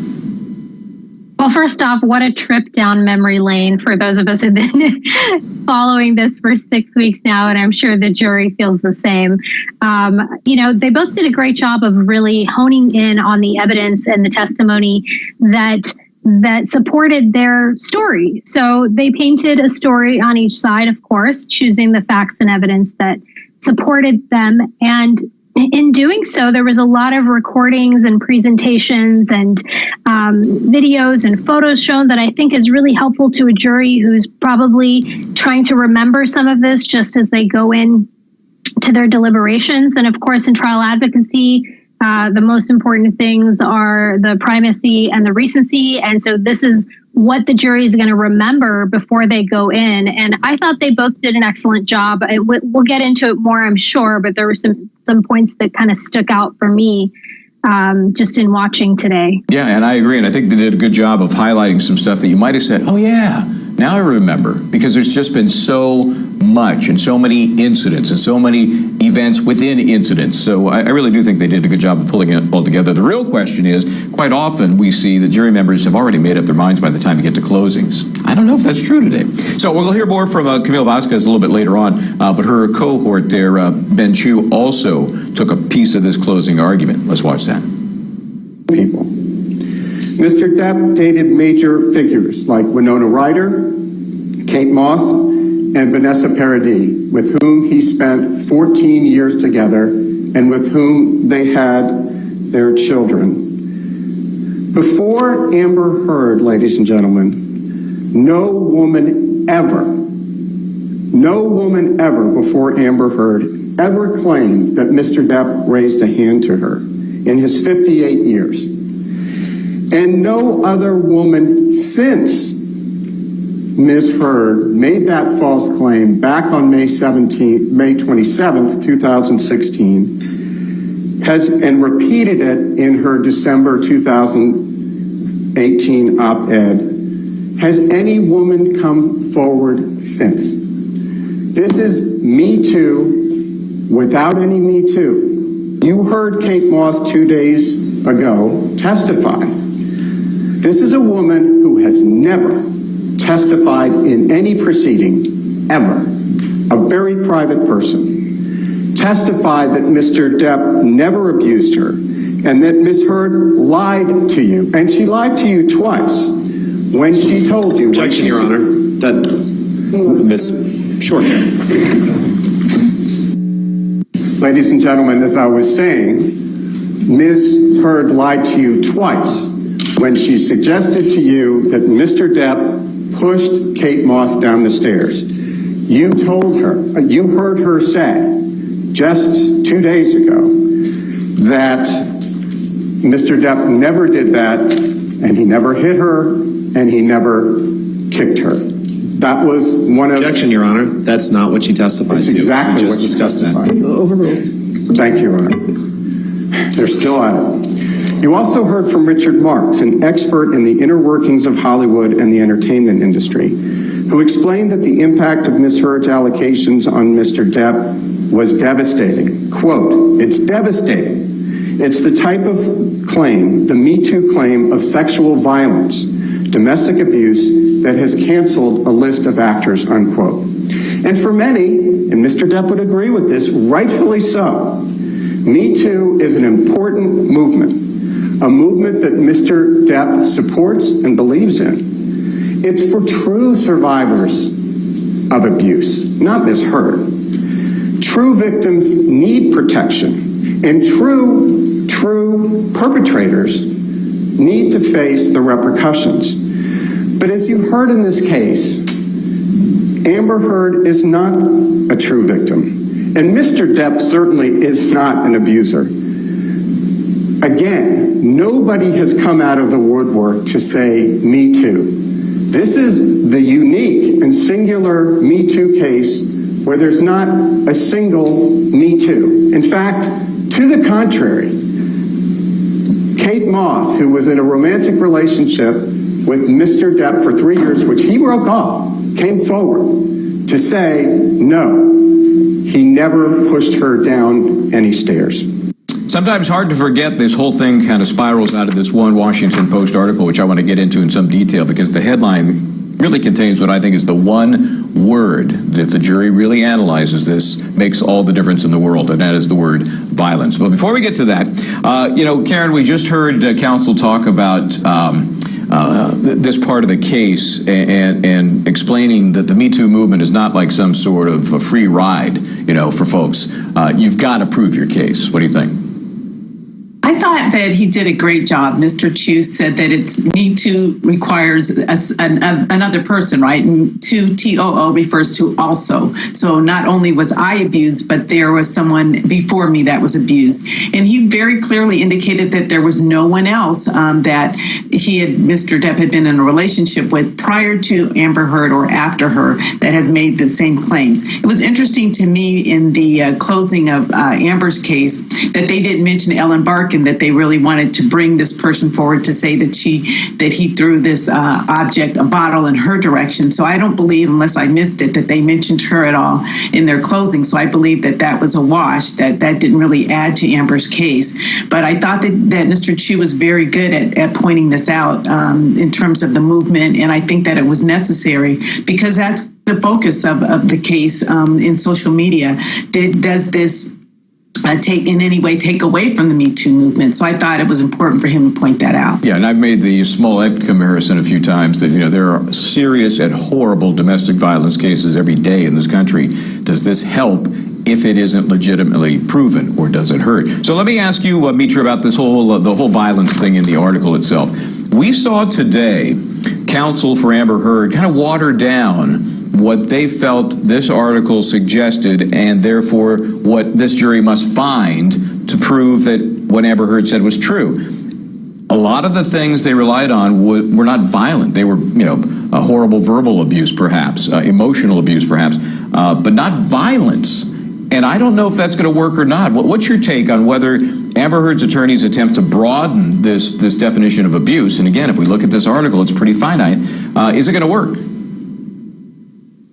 Yeah, it's interesting. I mean, in my mind, and I think in a lot of people's minds, perhaps even the jury, abuse is the key word, not necessarily the violence or victim aspect of it. I personally think, a victim can be any type, any number of things, but in this case, it sounds like also an aggressor. So can a victim also be an aggressor? And I think that's where they're running into a bit of trouble here. The broadened definition of abuse and a conversation around that, I think, is really interesting and really important. Johnny Depp himself acknowledged that abuse can be physical, psychological, emotional, and in Rottenborn's closing arguments, he was listing all of the ways that other things that he did were abusive, including putting the dog out the window, including, the words that he said, including his actions, including being controlling over her movie roles. So all of these things, they're bundling into the idea of abuse, so that even, as he said, even if there is one instance of that kind of abuse under this broadened definition, then, as he said, Amber Heard wins. Yeah. Now, you're trying to get me in trouble, Mitra, making it sound like I'm suggesting there can't be abuse that is not physical in nature. I fully believe that there is and happens every day. But again, if this is the subject that we're talking about, and Amber Heard is attributed to having said, I spoke up against sexual violence, and it is that headline which she incorporated by reference when she retweeted the story, I think you have to focus on that. And I don't think the jury maybe should be allowed to expand. Violence is violence. I guess if you can characterize emotional abuse as a violent act, I guess maybe that works. I just don't know that that's a common sense analysis. I'll let you respond. I think that her side is acknowledging that in some sense by, addressing the fact that she didn't come up with the title. She retweeted it. She didn't modify it in any way. All she did was post a link. So they did definitely address that, because I'm sure that, like you, they realize the jury is asking that very question of, okay, this title, though, doesn't say, it says violence. So does this fall under that? And her team is definitely trying to remove her from responsibility for that title. And I think what we are just doing is basically what the jury's doing at this moment. So let's take a quick break. We will get back to the Depp Heard matter. I got the clock running here, roughly 15 minutes deliberation. I'm guaranteeing you, this is a quick, how's it going? Let's pick a four-person, and then we'll kind of see where things stand. Let's take a break. We'll come back to Law and Crime.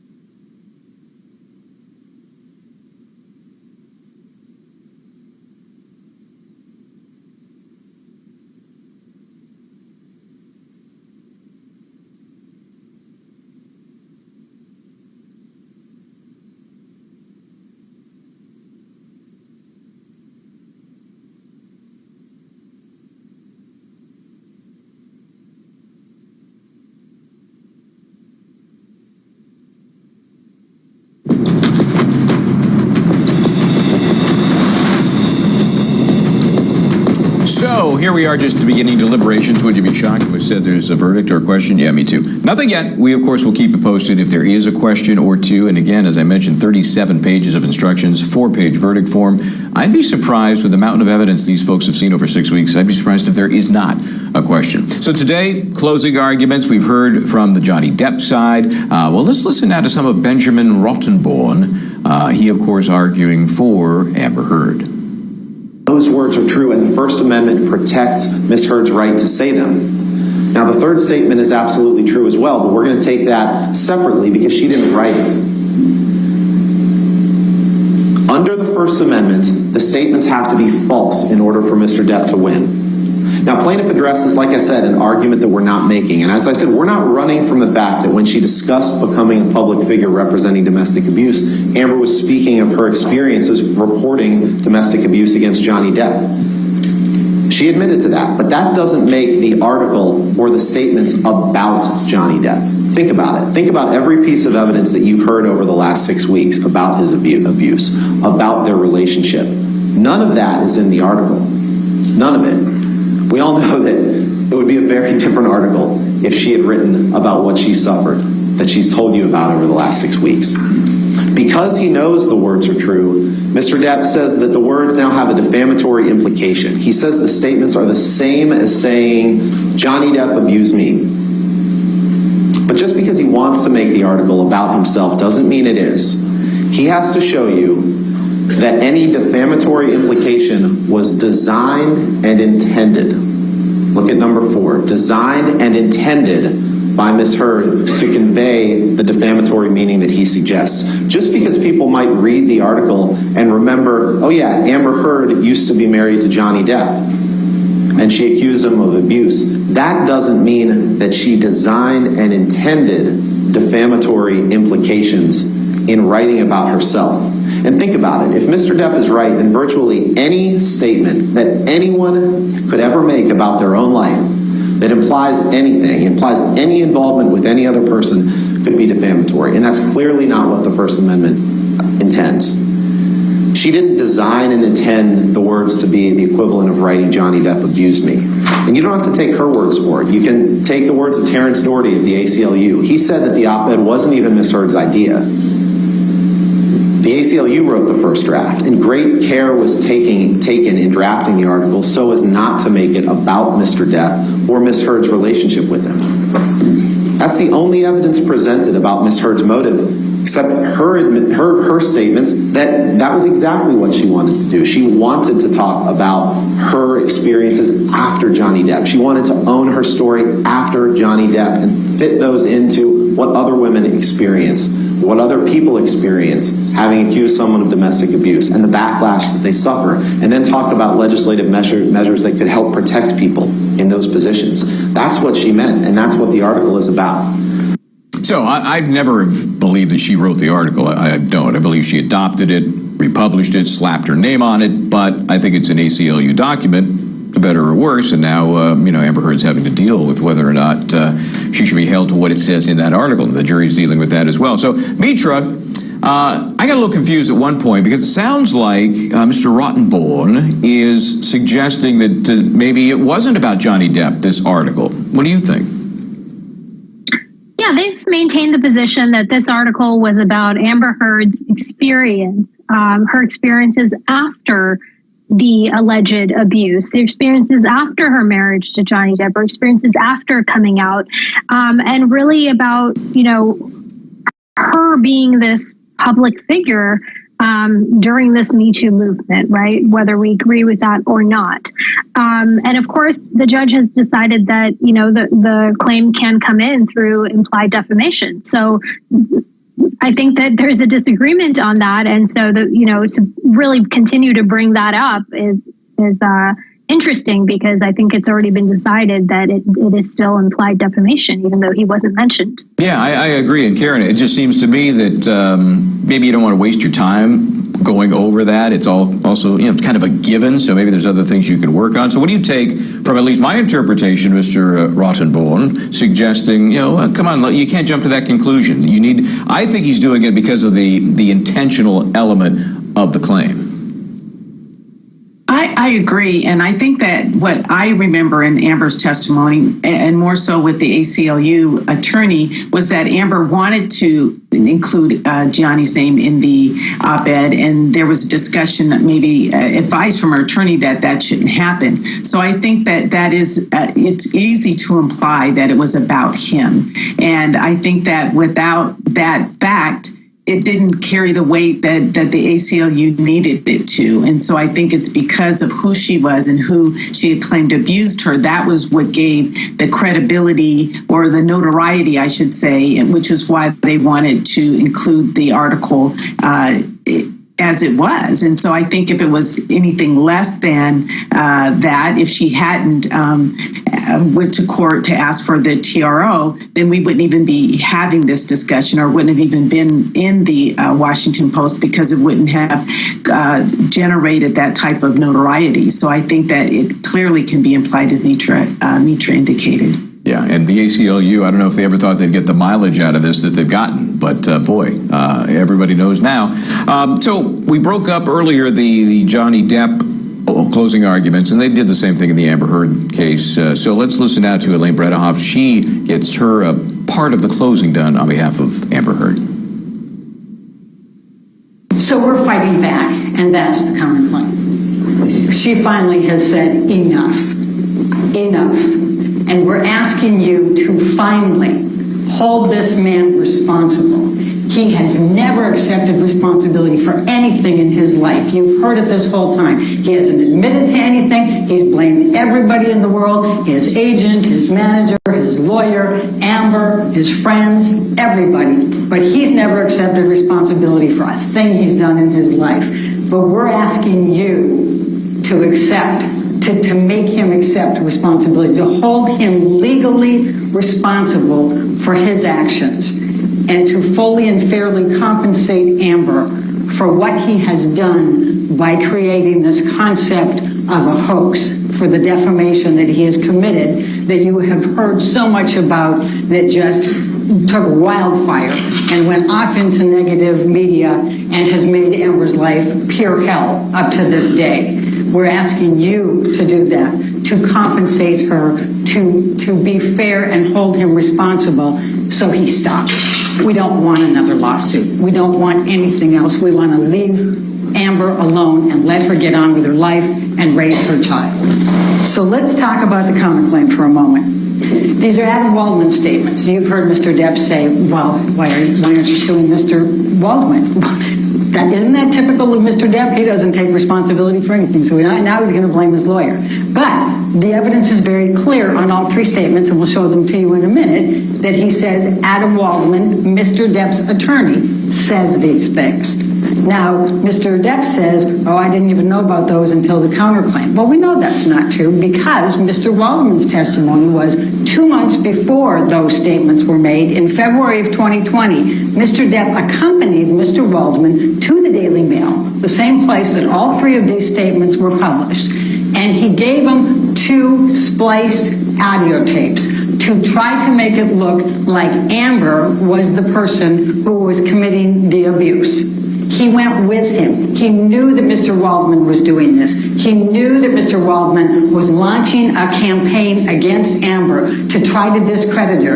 And the timing of this, we're talking, the statements now are April and June of 2020. The trial is July of 2020. So they're launching an attack to try to discredit Amber before the trial in the UK.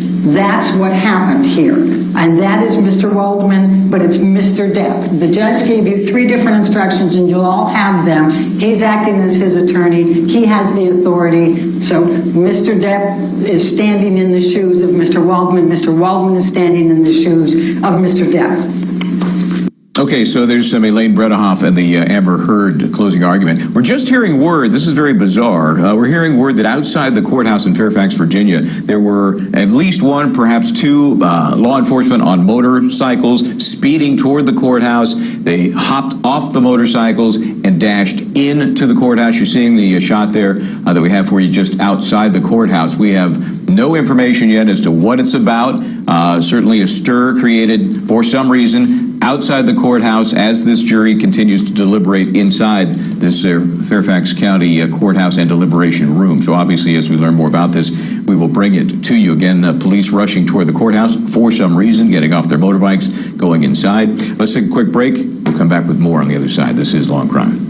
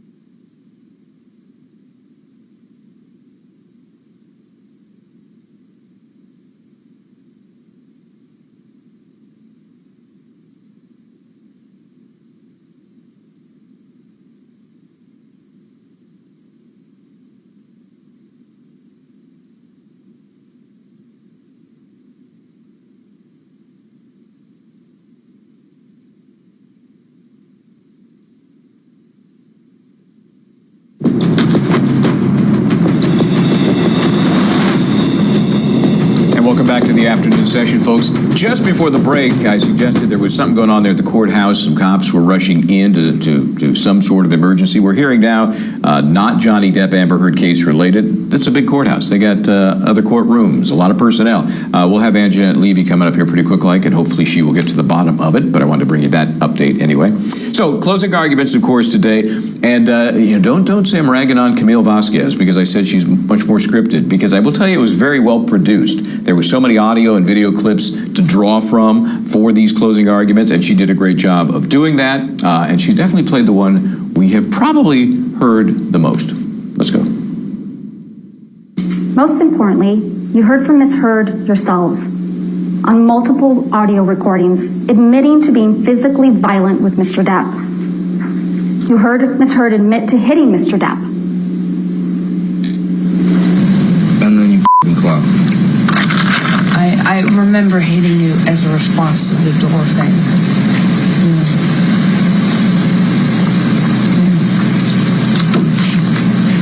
And I'm really sorry about hitting you with the door or hitting your head. I did not mean to, nor...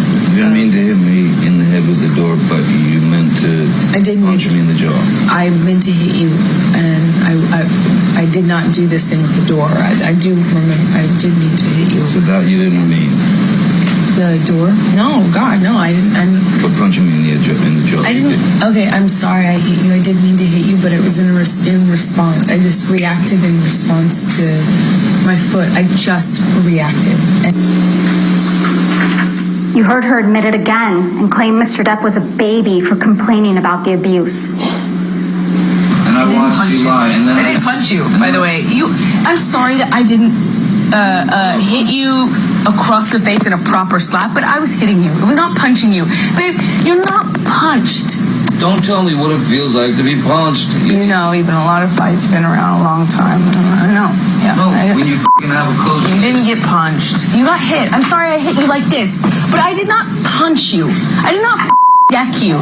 I f***ing was hitting you. I don't know what the motion of my actual hand was, but you're fine. I did not hurt you. I did not punch you. I was hitting you. How are you? What am I supposed to do? Do this? I'm not sitting here about it, am I? You are. That's the difference between me and you. You're a f***ing baby. Because you started... You are such a baby! Grow the f*** up, Did you Johnny! start physical fights? I did start a physical fight. Yeah, you did, so I had to get out of there. Yes, you did. So you did the right thing, the big thing. You know what? You're admirable. Take a minute to really think about what you just heard there. Quote, I'm sorry that I didn't hit you across the face in a proper slap, but I was hitting you. I was not punching you. Babe, you're not punched. Imagine that was Mr. Depp saying that to Ms. Heard on that recording. Boy, such good material to be able to weave into your closing argument. Karen, I'm going to break this thing in half, kind of as Ms. Vasquez did when she replayed this for the jury. The first half, Amber Heard comes across almost sympathetic, like, I'm sorry. There was that incident where the door was kind of opened onto her toes, and she said she was reacting, and that's how she pushed the door back into Johnny Depp. I think she sounded proper and appropriate and almost apologetic. Your thoughts? Well, for that part, that one little part, yes. But then we have the situation where she said that the only time she hit him was the incident on the staircase when she was trying to protect her sister Whitney. So I think that you have to play a little bit more of the tape to get the other part, which is, yes, I hit you. So I don't think that this is just one isolated incident. This is something that occurred on a frequent basis. So I don't buy that it was just innocent. Why were her toes smashed? Because he was trying to close her out of the bathroom or bedroom because he was trying to get away from her. Okay, well, I was trying to throw her a bone because I did think she sounded, just kind of, I'm sorry, I didn't mean to do that. And then you're right. Then the rest of the tape rolled out there. And Mitra, it's just, it's hard to overcome the feeling you get when listening to that she's kind of a bully. I actually thought that was one of the most powerful moments of that closing. Because at the very end of that, of course, after listening to what has already been a powerful recording throughout the trial, after listening to that, at the very end, Camille says, what if this was the other way around, and really gets you to think about that. And I think that's a very powerful moment, because we would not tolerate that for 1 second if the roles were reversed, regardless of the reason. Yeah, no, I think that is a great point. And anybody sitting there hearing that, rolling that through their mind, would be thinking, yeah, you're right. You're right. You're exactly right. How would this have played if it were the opposite? Okay, well, speaking of opposites, let's flip over now to the Heard team. This is Benjamin Rottenborn addressing those texts, which did not make Depp look so good. Here we go. This was one of the first messages shown to Mr. Depp in his cross-examination. This is a message to Paul Bettany, his drug buddy, early on in their relationship, when he says, "Let's burn Amber. Let's drown her before we burn her. I will fuck her burnt corpse afterwards to make sure she is dead." Some of the most vile, disgusting language that you could ever imagine. That is what he said to her at the beginning of the relationship. So let's look at how the relationship was bookended. You remembered Mr. Depp the other day in response to some text that we'll see later saying, "I don't write like that." This is a bookend of the relationship. This is after it was over. I asked Mr. Depp to read that top text. You'll remember that was the only thing I asked him to read, and he immediately said, "I didn't write that text," even though, of course he did. Even though he wrote the text under it that said, "Hopefully that cunt's rotting corpse is decomposing in the fucking trunk of a Honda Civic." That's how he bookended their relationship. Ladies and gentlemen, these words are a window into the heart and mind of America's favorite pirate. This is the real Johnny Depp. This is the real Johnny Depp after Miss Heard decided that she couldn't take it anymore, decided that she needed to leave him. And I'm not going to reread this whole text to you. But this is where he says she's begging for global humiliation, and she's going to get it. So those texts, obviously huge for the Amber Heard position there. We just saw Johnny Depp wandering out of the courthouse, leaving the area. It leads me to this question. A little off topic here, but looking toward the future here, Karen. We know that the judge has said that the litigants do not need to be present for the verdict. And it just made me wonder if somebody had asked, did one side or the other ask, hey, do we have to be here? Because it seems to me foolish for either of them not to be there. I totally agree, Michael. And my first thought was, one, absolutely right. Someone had to ask the judge to be excused. And I think that more likely than not, that was Amber requesting. That's just my guess, that she not have to be present, and the court granted that. I mean, Johnny's really enjoying his time in the courthouse, greeting his fans, and so I don't really think that it was his request. And I think even if he loses the case, he's still going to have the fan base, and so I don't think the request came from him. Yeah, it's hard to listen to you, Karen, because I'm seeing these glammed up alpacas eating the grass outside the courthouse. I don't know what the hell is happening here. Okay, we're going to take a break here. Anjanette Levy is on the back side of this break. Maybe she can enlighten us as to the latest alpaca news. We'll take a break, come right back. This is Law and Crime.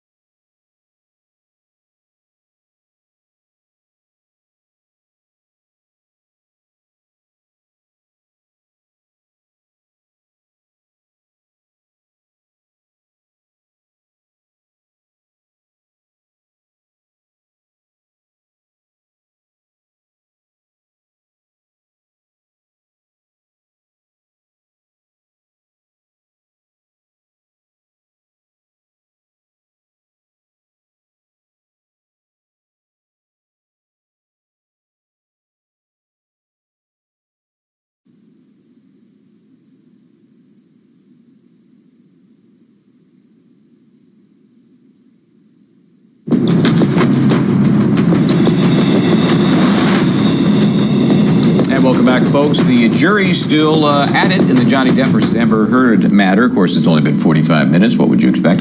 And so luckily, outside the courthouse, we have Anjanette Levy. She's going to bring us up to speed on all of the doings out there. It looks like, I can feel the anticipation swelling and kind of washing over us like a wave there, Anjanette. We know from experience that wanes over a period of time, and then it swells again when they're getting closer to a verdict. Give me the feel for what's happening out there. Well, Michael, right now you can see, I don't know if you can quite see it behind me actually, but there is a very large crowd over at the front of the courthouse. They've gathered there each day after Johnny Depp leaves the courthouse. The crowd that lines the street behind the courthouse where he drives away comes over this way. They come to the front of the courthouse in the hope of seeing his attorneys. So they had kind of lined both sides of the sidewalk there in front of the courthouse, hoping that they would come out. The alpacas are there. There is a little boy dressed like a pirate there. People are posing for photos with the alpacas. So this crowd of supporters for Johnny Depp, this is their migration pattern every day. They go from the back where they line the street. They come over here. They are still waiting. There was a big cheer a little while ago. So I don't know if anyone actually came out of the courthouse or not. But people are here and waiting. Some of these fans have been here the entire 6 weeks that this trial has been going on. I've talked to a couple of them who said they will be leaving tonight. So if deliberations happen to go into next week, they won't be here for that. But there are still plenty of people who are, local to this area who are here, and they wanted to come out and show their support for Johnny Depp and wait. There are also about 5, I think maybe 4 or 5 supporters of Amber Heard standing over there as well. So we're going to go try to talk to them in a little bit. But Michael, let me just tell you, you and I know have been in lots of courtrooms over the years, and we typically cover criminal trials here on the Law and Crime Network. We cover, sadly, a lot of homicide cases. This was a different type of case because it's a civil case, and it's a high-profile case involving 2 people in Hollywood. There are things that have happened in this trial that we've never seen in any other trial, and one of those happens to be just the fact that when this was over, Judge asked Karate, I don't know if we were playing this live on the network or not, it may have been on the live stream on YouTube, basically gave her, a shout out to her court reporter, calling her a rock star. People clapped. So there was a round of applause in the courtroom for the court reporter. And then I saw Amber Heard hugging her attorneys afterwards, and then Johnny Depp got up to leave with his team, and people stood up and started saying, "We love you, Johnny," and they waved, and everybody's trying to, maintain decorum because people have gotten in trouble before for trying to, be too vocal about their support, but it seemed like things loosened up a little bit today, and they just kept waving, and he waved back, and there was a gentleman on the other side of the courtroom for me, and I think he said, he put his fist up in the air and said, something like, "Brother, we love you," or something like that. So, and then he started to walk out, and then there was more "we love you" and more waving, and everybody's, it's kind of like this bounce. They almost bounce up, and they're like this. So I've never seen anything like that. Again, I will couch that with the fact that we typically cover murder trials. So it's been really something to watch. Yeah, that is, and the critical distinction is criminal versus civil. I mean, I've covered the OJ trials. I covered, Michael Jackson trial in Santa Maria, seeing him that's freakish enough. But you're right. When there's nothing more than money on the line, people tend to be, a little more human about it. And they can't help it. It's Johnny Depp. So very interesting. Hey, you got to clear this up for us. I don't know if you know any more or less than we do, but there were some cops that rushed to the courthouse there not too long ago, and there was some speculation it might relate to this case. Apparently does not. No. Any info on that? Yeah, I poked around a little bit about that because they went right by our digs here, our tent, the Law and Crime broadcast tent. I call broadcast it Studio Center, A or we Tent like to A. call that. Oh, yes, Broadcast Center. Good PR there, Michael Bryant. Good thinking. That makes it sound way more glamorous and luxurious. But yes, the Law and Crime Studio A Broadcast Center, they went past here on their motorcycles with their sirens on, and it was a little bit disconcerting because typically they don't go on the sidewalk. They go around the street here at the courthouse. And I went and asked because I was a little concerned that something had gone wrong in the courthouse. Things happen in courthouses happens a lot. There are, people from all walks of life that come into these courthouses. And it's my understanding there was a panic alarm in a situation with a mentally ill person, and that it may not have been related to this case at all, and likely wasn't related to this case. Okay. Yeah, well, obviously it's a big building, lots of things going on there, lots of activity. Okay, so before I let you go, let's talk about this plan for the day. We understand you will not be getting any food. Nobody's getting any food on the jury, which may be the biggest motivator for ending deliberations today. What's your understanding of the schedule? Judge Ascarati told them they could deliberate later if they felt like it. However, they said, Judge Ascarati said, I don't order dinner. So she let them know that if they wanted dinner, that was not happening. So I didn't know if maybe that was kind of like a signal to them that, hey, it's a holiday weekend, Memorial Day weekend. Let's shut this down at 5. Or maybe it's just her standard practice that she doesn't order in dinner and doesn't want juries deliberating late into the evening hours. I know I've covered verdicts that have come down at 10 o'clock at night.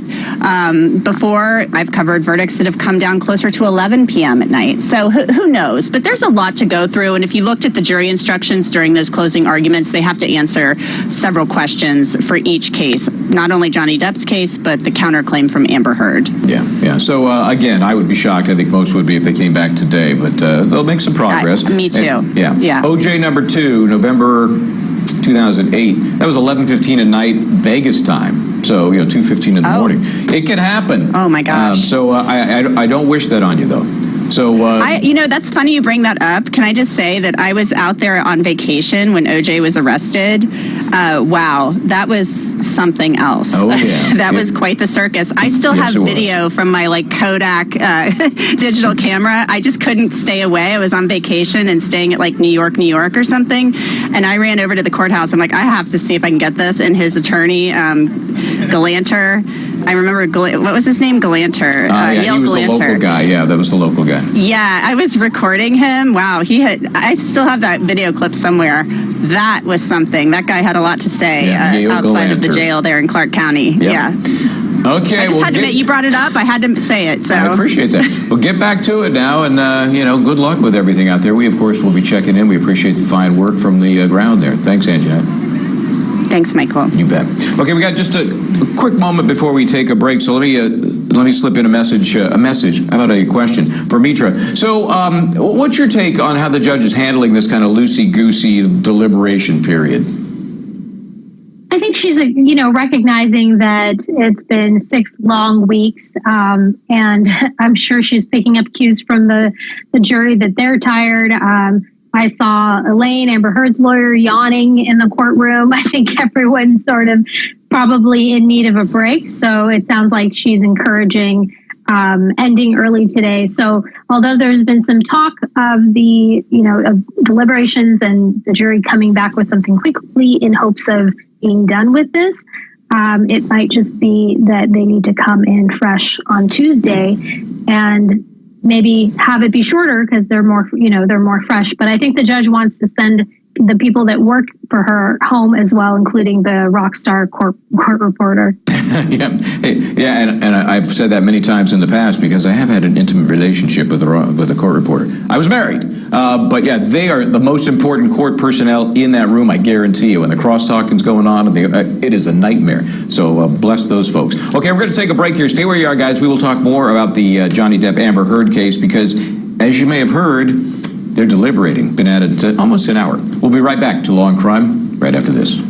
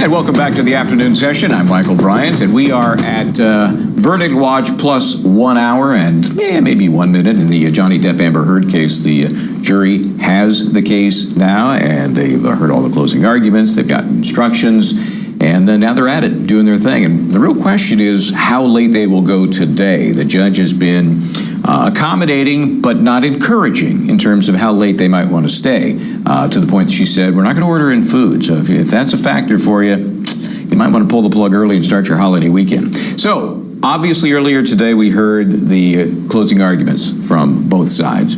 And as we did, we heard from one of the more popular attorneys in this case, Camille Vasquez. So let's listen now to some of her closing argument. Again, Johnny Depp's side. Here we go.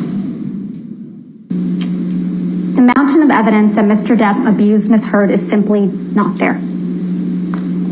What we have is a mountain of unproven allegations that are wild, over the top, and implausible.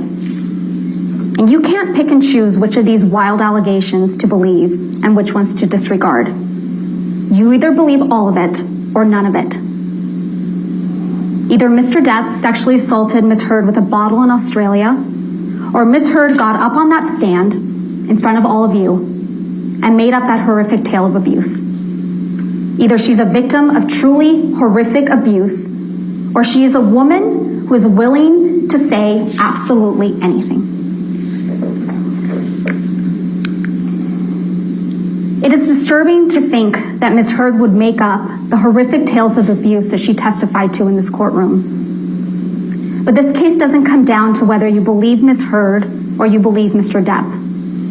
This case comes down to whether you believe Ms. Heard or you believe Mr. Depp, Christy Dombrowski, Sean Bett, Malcolm Connolly, Travis McGivern, Starling Jenkins, Keenan Wyatt, Dr. Kipper, nurses Debbie Lloyd and Aaron Filati, Tara Roberts, Ben King, Kate James, Kate Moss, Dr. Colber, Morgan Knight, Morgan Tremaine, Officers Melissa Sines, Officers Tyler Haddon, Officer William Gatlin, and Beverly Leonard.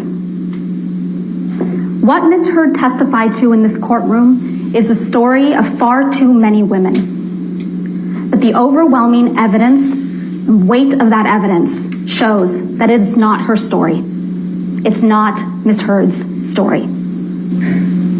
It was an act of profound cruelty, not just to Mr. Depp, but to true survivors of domestic abuse.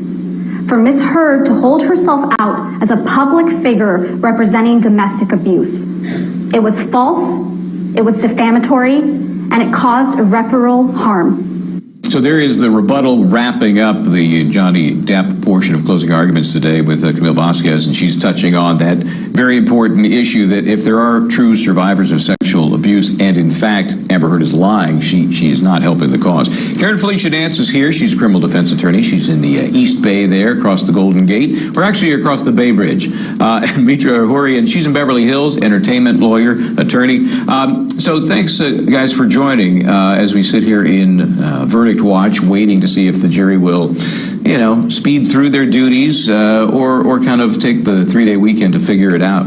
Karen, when we hear from Johnny Depp's side here talking about the importance of believing abuse victims that can substantiate their stories, do you think there's any backlash from that? Because this is such a volatile issue. We've seen believe all women from political figures, and then we've seen those that say, well, yeah, if you believe them, they need to make sure the story they're telling is true because you're not helping others if it's not. I think what Camille did in her closing was really helpful because she not only said that it's about Johnny and Amber, it's about the other witnesses that we heard testify, and a significant number were women, and several were mandatory reporters, meaning that they had an obligation. The counselor, the marriage counselor, Debbie Lloyd, who was the concierge nurse, and also the one who I think her name was Erin, who was Amber's specific nurse or nurse that took care of her, they had an obligation to report any form of abuse if they saw it. So I think that has to come into play. We're not only talking about people that were paid by Johnny Depp, that were employed by him, which is what Amber's team was insinuating. We had testimony from police officers, one of whom was a female. And I think that when we put all that together, I don't think that that those people who had no interest whatsoever, the police officers said they didn't even know who Amber Heard was, and they didn't even know that the other person, the quote abuser, was Johnny Depp. So I think we have to put that into play and say that it doesn't bode well for Amber's position. It's not just her word against Johnny Depp's word, it's her word against all these other witnesses that didn't have a motivation or bias to lie. Yeah, I think it was a good technique, good way to use what you have there in terms of this witness list in your favor. I've been looking through the special verdict form. It's 4 pages, chock full of questions. The one I'm looking for, actually 2 maybe, is Johnny Depp a spoiled brat? Yes or no? Is Amber Heard a spoiled brat? Yes or no? I think they are. And that's part of the reason we're in trial going through these defamation claims, because those usually don't make it to trial. I've said it before, but when you got a ton of money and you're upset about something, then great. You can get this case in front of a jury. Mitra, do you think there's a chance that the jury might be mad that they're brought into a case that maybe in a lot of situations would never see the inside of a courtroom? You know, I've actually thought of that, because I imagine in the beginning it was very exciting for them. Oh, we're going to see Johnny Depp in the courtroom, and we're going to see, at the time they thought it was going to have Elon Musk and James Franco, and it's going to be kind of this, inside look into celebrities. And I think that they were probably disappointed a couple weeks in when they started getting into kind of the nitty gritty of the, data analytics and the testimonies from psychologists and how they do their examinations and all of that. And of course, after 6 weeks, they probably just want to be done with it and probably have never wished so much that they would be going back to work for those of them that have work. So I would say yes. I would say, especially with so much redundancy. And again, you brought up a really great point. Most people do not have this kind of access to the justice system. Amber Heard spent $6 million on attorney's fees so far. And the average person cannot afford to bring in all of those experts and witnesses and really take this on a 6-week trial. It just doesn't happen. Yeah, and I was going to say something snarky here. I would never do that. But the question is, did she pledge them the $6 million, or is she going to pay them? Fair point. Okay. Hey, Natalie, do we need to take a break here? I'm sorry, I kind of lost track where we were going. Okay. Where are we then? We're going to look at more of the Depp closing? Okay. Mr. Rottenborn. Let's listen to more as he represents, of course, Amber Heard in this matter. Here we go. This is the document that Mr. Depp signed, the divorce agreement, where he says, sign in agreement with his signature, neither party has made false accusations for financial gain. He said that then. He could have fought this then, but he didn't, because he knew that her allegations were true. But then he continued his campaign of humiliation. He says, I want her replaced on that WB film. Ladies and gentlemen, the facts are absolutely overwhelming of abuse. One time, that's all you have to remember. Mr. Depp simply cannot prove to you that he never once abused Amber. And if you don't know, you have to return a verdict for Ms. Heard. A ruling against Amber here sends a message that no matter what you do as an abuse victim, you always have to do more. No matter what you document, you always have to document more. No matter whom you tell, you always have to tell more people. No matter how honest you are about your own imperfections and your own shortcomings in a relationship, you need to be perfect in order for people to believe you. Don't send that message. That's what he wants you to say. You also heard him lie to you. You heard him tell you that this was his first chance to tell his story. But let's break it down, because that's not true. He could have fought the TRO that Amber filed. He could have said, I didn't abuse her, but he chose not to do that. He could have fought her in the divorce case, but he chose not to do that. Instead, he signed the statement saying that no one had falsified any statements. He only filed this suit after he met Adam Waldman, the same Adam Waldman who convinced him to file suit against his former business manager, to file suit against his law firm, and fire them and blame them for things. But by the time that Amber wrote the op-ed, Mr. Depp already had another opportunity to tell his story. He filed a case in the UK against the Sun for calling him a wife beater. And in that case, he had many of the same witnesses. He was on the stand for parts of 5 days, and he got to tell the fact finder in the UK whatever he wanted. Now, it's not the same testimony he told here, because you heard me impeach him about 13 times with his testimony from the UK. But he's had his chances. Ladies and gentlemen, it is time to tell Mr. Depp that this was his last chance. Tell him to move on with his life. Tell him to let Amber move on with hers. Stand up for the freedom of speech. Stand up for the First Amendment. This trial is about so much more than Johnny Depp versus Amber Heard. It's about the freedom of speech. Stand up for it, protect it, and reject Mr. Depp's claims against Amber.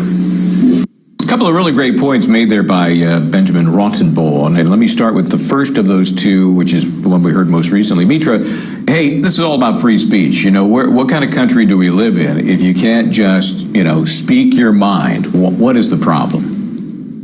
I mean, I thought it was interesting that he went there for two reasons. One, this case is not about free speech. It's a defamation case. Everyone's aware of that. And to sort of make it this bigger thing, it makes it very hard to take him seriously. Second, this case was filed in Virginia because they don't have really strong anti-SLAPP laws, as opposed to being filed in California. So sure, make the argument, but it's not really a winning argument. So to kind of appeal to this sense of, being upholding the Constitution when we're not really here for that. We're here because you accused someone of abuse. I think just is kind of a reach. Yeah, and let's make it clear, obviously truth is a complete defense, so you have free speech rights if you're telling the truth, and that's what this case is all about. If she wrote those things or acknowledged those things and they are true, then fine, that's free speech, knock yourself out. Karen, one of the other things he got into was again referencing the sexual abuse victims in general and saying, hey, it's always going to be more. We gave you this, but you need more. Yeah. How do you like that argument? Well, I mean, he has a right to bring his case, and as does Amber in her countersuit. And he had a right to bring his case in the UK. I mean, each party filed motions regarding the other team to dismiss. If the court didn't feel that there was enough evidence to move forward on either of their motions, the case would have been dropped, either Amber's case against Johnny and vice versa. So the minimum threshold of moving forward in the case has been established. And so now it's up to the jury to make the determination. So it's the money that's being spent is the money that both parties have spent on attorneys. Obviously, we're using the court's time and the jury service and that, but that's part of the process. And so the process is working as it should. And so I think that he took some liberties there, Mr. Rottenborn. And I think that in his closing, he can do that. He has every right to do that within the time limits that the court set. And they both, as you indicated, both teams stuck with their time limits. So it's an argument. It's an opportunity to try to sway the jury in your direction. And so each party did the best that they could, and we'll see what the jury decides. Yeah, and it's an important point you make about these cases not being kind of headed off the pass pre-trial. You have to prove to the court at some point prior to trial that there are issues of material fact that are disputed. If you lay out all the facts and there's no dispute, this case never gets to trial. Obviously, in a case like this, lots of disputes about what was happening, and that's up to the jury to figure out, as they are doing now, about an hour and 20 minutes into their deliberations in this double-headed monster here, Johnny Depp versus Amber Heard versus Johnny Depp. Let's take a break. Now, when we come back, there were so many highlights from just this week alone. I think we ought to dip into those. What do you think? We'll be right back.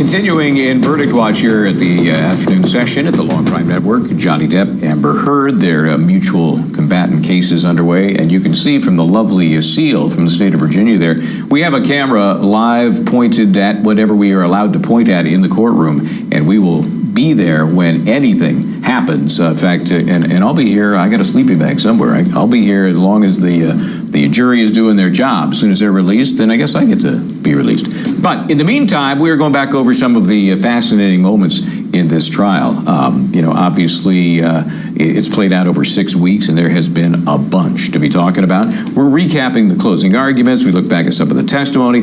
Both Depp and Heard took the stand again this week. We weren't sure how that might play out. Remember, it's a civil case, so even as Heard is the defendant in Johnny Depp's plaintiff action, she's the plaintiff in her own action, and so she gets a chance to have a rebuttal as well. Here she is on direct in her rebuttal. You suffered publicly as a result of the Depp-Waldman statements. Objection, speculation. Overruled. I am harassed, humiliated, threatened every single day. Even just walking into this courtroom, sitting here in front of the world, having the worst parts of my life, things I've lived through, used to humiliate me. People want to kill me, and they tell me so every day. People want to put my baby in the microwave, and they tell me that. Johnny threatened, promised me that if I ever left him, he'd make me think of him every single day that I lived. Objection, Your Honor, non-responsive. Some horrible threats leveled against Amber Heard and her little child. Nobody should go through that. On the other hand, Karen Felicia Nance, these are people in the spotlight. I'm sure, there are a lot of sickos out there. We know that. Recent news events confirm that. And I guess if you hang it out there as a public figure, to a certain degree, the sickos are going to find you. I agree. And I think that this didn't just start with Johnny filing the lawsuit. I think that social media, unfortunately, as you indicated, there are people that go to extremes and they can hide behind their names, come up with names on Instagram where they can't readily be located, but they can be obviously, as with Twitter, taken off the social media platforms. And so I think that to put all of that, the onus on Johnny, that all the attacks that she's received verbally, the threats, they're not in direct result of things that he has done. I think that it's very clear to everyone that he is a much more established, well-known star than she is. And I agree that to the extent that you are a public figure, you are an actor, actress, you put yourself in that lane, in that zone. And I don't think that it makes it right for people to do the things and say the things that they do. But on the other hand, I don't think that even if she wins the case, that's going to stop, and so I don't think that Johnny has any control over that or his team. Yeah, and I think the jury's got to weigh that and then think it through, what was it like before, and what do you think it's going to be like after, and is this really a direct result, causal connection to something Johnny Depp has or hasn't done? Speaking of Mr. Depp, and he again took the stand this week, let's listen to some of his last performance. No human being is perfect, certainly not. None of us. But I have never in my life committed sexual battery, physical abuse, all these outlandish, outrageous stories of me committing these things and living with it for 6 years and waiting to be able to bring the truth out. So this is not easy for any of us. I know that. But no matter what happens, I did get here, and I did tell the truth, and I have spoken up for what I've been carrying on my back reluctantly for 6 years. So again, Johnny Depp from his last appearance on the stand as part of their rebuttal case. So Mitra, in some of the closing, I think this particular bite I'm thinking of was Camille Vasquez, where she led up to her list of witnesses that she believes supported Johnny Depp, and she said it by saying, this is not about whether you believe Amber Heard or Johnny Depp, and then she said it's whether you believe Johnny Depp and all of these other folks. But let's take the other folks out of the mix. How important really is it, when you boil this down, whether this jury believes Johnny Depp or believes Amber Heard? I think it's everything, and I think that's what's the most difficult thing about this case is that we don't have a ton of hard evidence. This is the kind of stuff that normally happens behind closed doors. And I'm watching Amber Heard's reaction, as Johnny Depp is saying, I have told the truth and I'm here and I've said everything that I needed to say.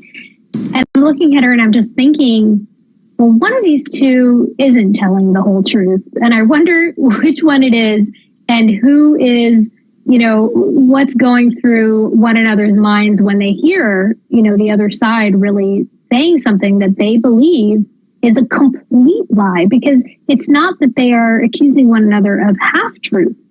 They're outright accusing one another of lying.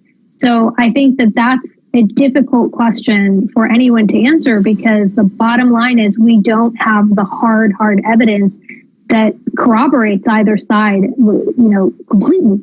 Yeah, and you've got the very difficult, it would take a team of mental health professionals to get inside these heads. Some of the stuff they may have heard or told themselves often enough, they believe it. They believe every detail that they've recited. So in their minds, I'm telling the truth. So Depp thinks he's telling the truth, and Amber Heard thinks she's telling the truth. And this jury now, as they deliberate, working on about an hour and a half now, they get to try to figure out who really was telling the truth based on all of the other corroborative evidence or the lack thereof. So good stuff, folks. I appreciate the insights. We're going to take a quick break here and come back. We'll talk more about Johnny Depp, Amber Heard, the trial that has consumed us for the last 6+ weeks, and now it is consuming this jury as they get down to the hard work of deliberating who's going to be liable in this case, if anybody, who's going to pay damages in this case, if anybody. We'll talk more about it when we come right back. Good to have you along. This is Law and Crime.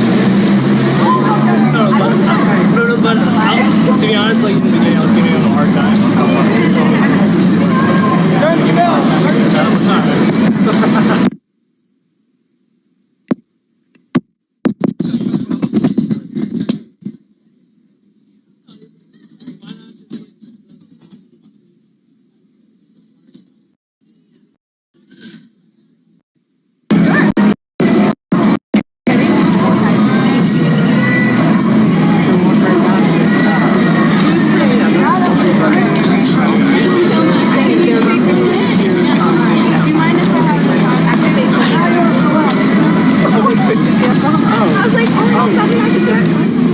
Exactly. Thank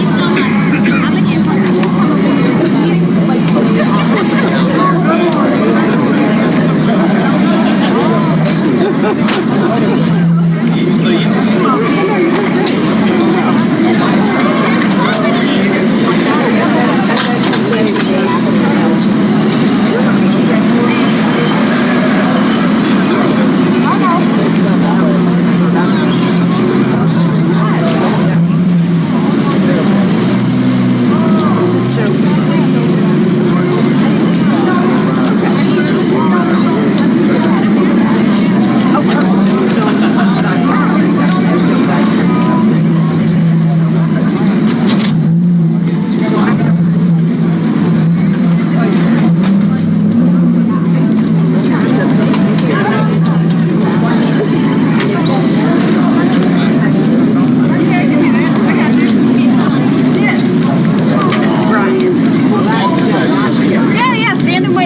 I'm gonna get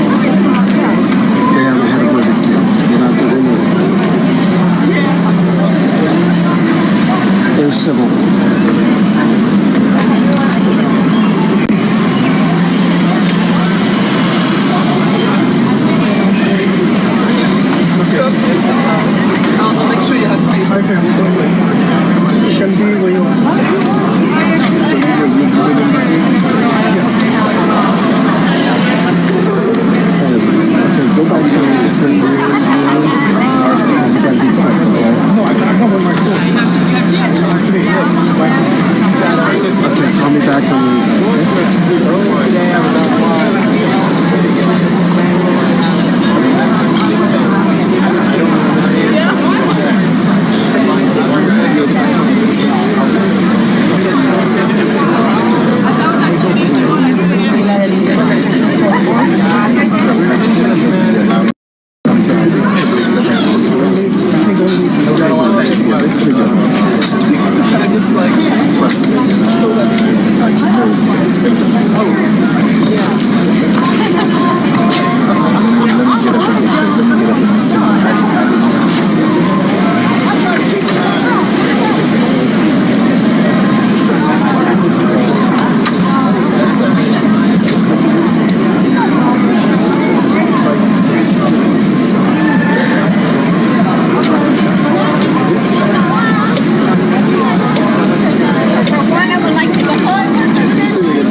Carolina.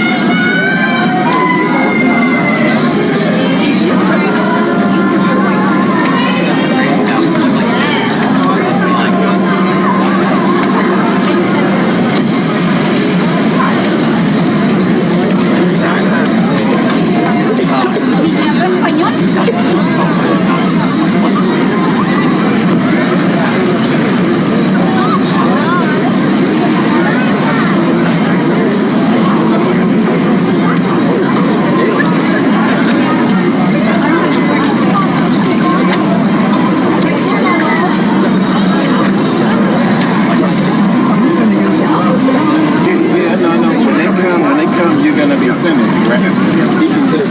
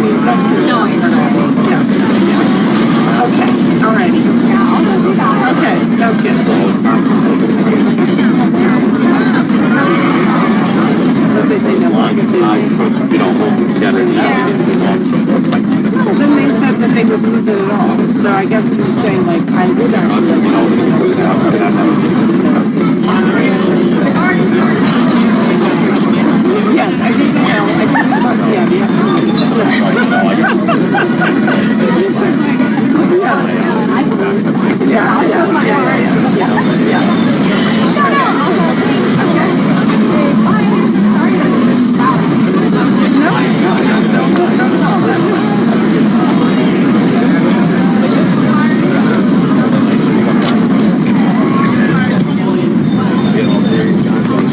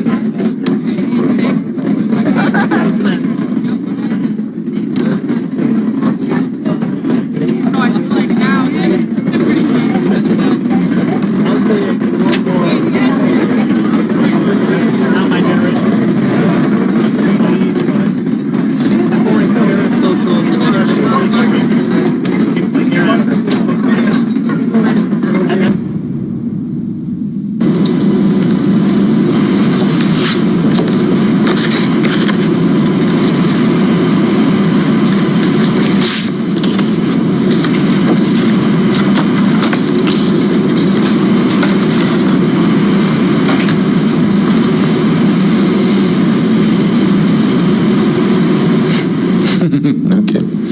All right then. Oh.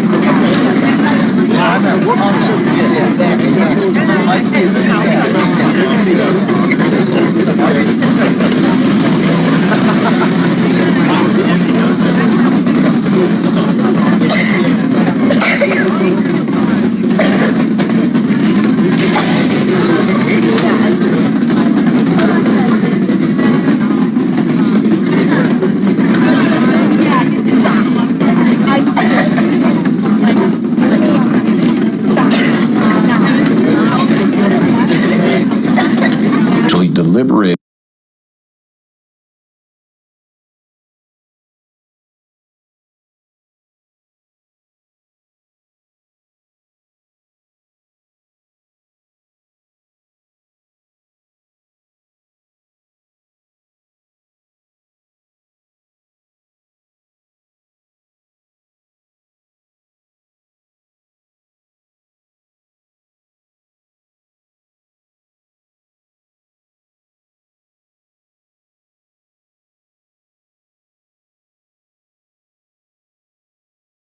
interesting. I would imagine we're going to hear relatively soon whether they're going to carry on further into the evening or call it and get back at it Tuesday after the holiday weekend. So welcome to Extended Coverage here. I'm Michael Bryant. We know a couple of things, at least from what's been going on outside the courthouse. We've got our cameras there waiting for something to happen inside or outside. We know Johnny Depp left already. We also know that the judge has excused the litigants from being there for the verdict, which I think is odd under the circumstances. Shocked if they aren't both returning for that purpose. But maybe, if they're going to just bug out for the weekend, and that's what's going to happen, who knows? We'll just keep an eye on things. You can see it's still rather hectic outside. Just a lot of people just standing around waiting with that anticipation that could this be a very quick Friday afternoon type verdict. So as we get into this extended coverage here, it gives us a chance to recap some of the more interesting testimony from this trial. You might remember Dr. Shannon Curry. She took the stand in the main case for Johnny Depp, also in his rebuttal. And she talked about fellow Dr. Don Hughes' evaluation that Heard suffered from PTSD. Let's watch. Dr. Hughes says that Ms. Heard has PTSD. Do you agree? I do not. Why not? The results of my multi-method comprehensive evaluation based on carefully selected, researched, relevant test instruments, based on comparing those instruments to Ms. Heard's self-report, observing Ms. Heard's behavior over 12 direct hours of assessment, reviewing copious notes from prior therapists who indicated symptoms in their notes, reviewing the notes of Nurse Filati, previously Nurse Borum, who spent, I believe at one point, almost 2 months with Ms. Heard daily, reviewing the notes of her treating providers, all of the legal documents and discovery. There was no evidence of PTSD. How is evidence of PTSD generally exhibited? So really the bottom line in a forensic psychological evaluation is a change in functioning. That's what we're looking for. Again, I said we don't have a crystal ball. We're not wizards. We can't get into somebody's head. What we're looking for were there identifiable changes in the way the person engaged in their world. Were they able to keep a job? PTSD is an extremely disabling diagnosis. When a person has true PTSD, it is difficult for them to work. You'll see unemployment, job loss. It causes extreme levels of distress and impairment. There's divorce, there's isolation and estrangement from children, from family members, extreme alcohol abuse, often a string of sudden DUIs when the person never had any before. They become homebound, they can't go to the store. They're certainly not going to events. They're not having success in their film career, usually. They're not exercising every day, pursuing their hobbies, being avid readers, obtaining level 3 sommelier training, having dinner parties with friends, speaking to public groups. Those are just indications of very high functioning. And when you're looking for a decrease in functioning over time, that is inconsistent with that decrease. Dr. Hughes had suggested that perhaps Ms. Heard's PTSD was somehow triggered. What's your view on that? I would say that it can't be triggered if PTSD isn't present. So quite an interesting kind of a side light here on the damages issue and the causation, post-traumatic stress syndrome being allegedly caused by Johnny Depp's actions against Amber Heard. Very unusual. And then you have, of course, the two experts battling out whether or not she was suffering from PTSD. By the way, Heather Locklear will be playing Shannon Curry when this becomes a movie. So obviously we heard from Dr. Shannon Curry and her criticism of Dr. Hughes. Let's listen to Dr. Hughes. Dr. Hughes, Dr. Curry also testified that a victim of PTSD has to effectively be prone and unable to function at all. Would you agree with that? Objection misstates the evidence. She said they couldn't hike, they couldn't move, they couldn't function in any way, shape, or form. Objection. Thank you. No, that is not correct. That is often actually a myth and misconception about individuals who are struggling with PTSD or trauma-based disorders, and I'm often called to answer that and speak to that.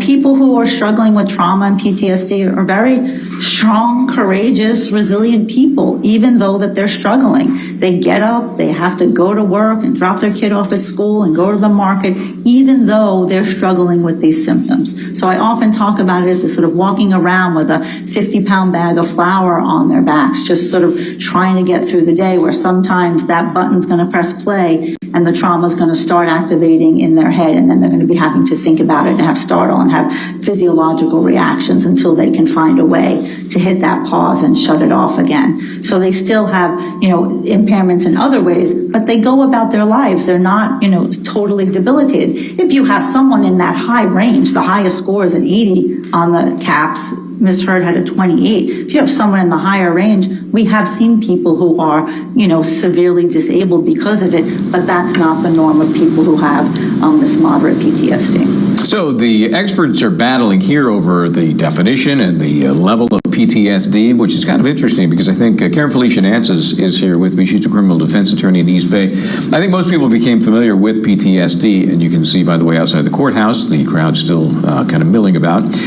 was in the context of, military service and men returning from war zones, PTSD. Since that time, it's become a little, maybe softer is not the right word to use, but a broader definition to encompass all kinds of trauma.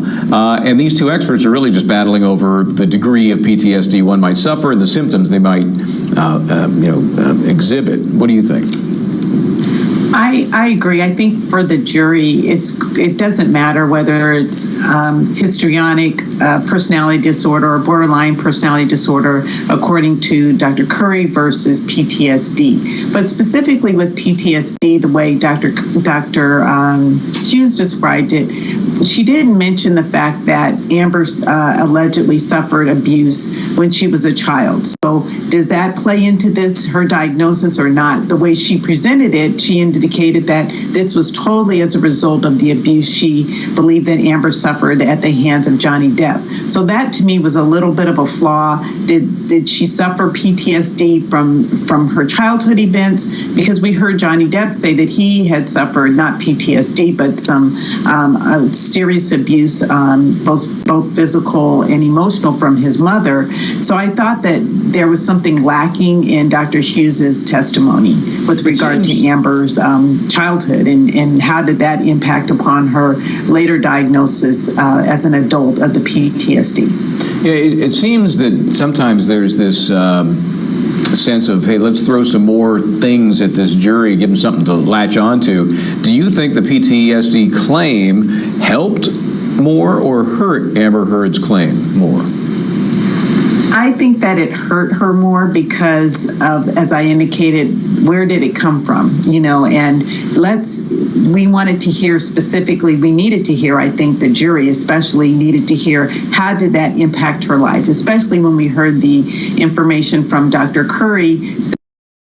It had to manifest itself in a certain way. And Dr. Hughes is saying, well, no, you were still able to go to the store, you're still able to exercise. So give specifics on how Amber's life specifically changed after leaving Johnny Depp. She was able to do this movie and did very well in the movie, and she seemed to function very well. So there weren't any examples or even witnesses, even from her sister, saying as a result of leaving or leaving that marriage, this is how Amber spiraled into a depression. We didn't hear any of that. So I think that did have an impact on the testimony of Dr. Hughes. Yeah, I think it was a very interesting little route they took off to the side there that may or may not help the Amber Heard case. Hard to tell. The jury is now chewing that up, as well as everything else they've dealt with over the last 6 weeks. They're in that jury deliberation room. I would expect we're going to hear pretty soon whether or not they're going to continue into the evening or whether they're going to call it for the weekend. So stay where you are. We're going to come back, talk more about the case that has unfolded over those weeks and all of the drama included. We'll be back right after this. Stay where you are.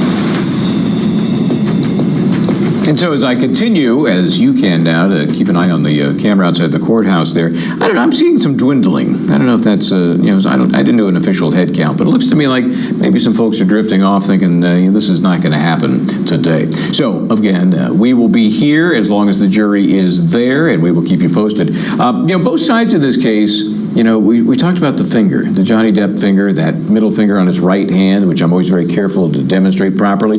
Both sides called orthopedic surgeons to talk about that finger. So let's start with Dr. Richard Moore. Amber Heard called this physician. So back to the glass. In the records that you reviewed, Dr. Moore, did you see any adjacent injuries? In other words, injuries to any other part of Mr. Depp's hand other than the tip of his middle finger? No.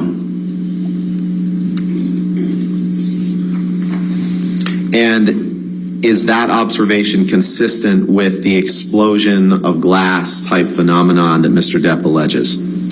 Well, I think in the setting of a glass explosion like that, where there's multiple fragments and the tip of the finger's cut off, you would anticipate that there would be other lacerations. Did you review the documentation in the medical records from the hospital in Australia? Yes. Did any of those providers report retrieving glass from the wound? No. What about any glass near the site of the injury? No. What about any glass in other parts of the hand? No. What about any glass in any of the other fingers? No. Is there any reference at all, Dr. Moore, that you've seen to any glass in the records that you've reviewed? No. And Dr. Moore, in your decades of practice, have you ever seen an injury associated with a glass explosion that was focused on the end of a single finger in the way Mr. Depp describes? Well, not consistent with the clinical images and the findings in this case, no. Have you ever seen an injury associated with an alleged glass explosion where no other glass was found on any part of the patient's body or clothing or anything? No. Okay, so you got that. You've got that surgeon's opinion in mind. Let's go to the other surgeon, Dr. Richard Gilbert. He maybe has an alternative opinion. Let's watch. In your view, what types of mechanisms can cause this sort of injury? So this is a mechanism of injury that has high velocity or force, generally a crush-type injury. A simple fall would not result in a comminuted fracture such as is seen in these x-rays. And we're using the term comminuted fracture. Can we just define that quickly for us? So again, comminuted, and it's not particular to a finger, is a medical term for a fracture that has multiple fragments.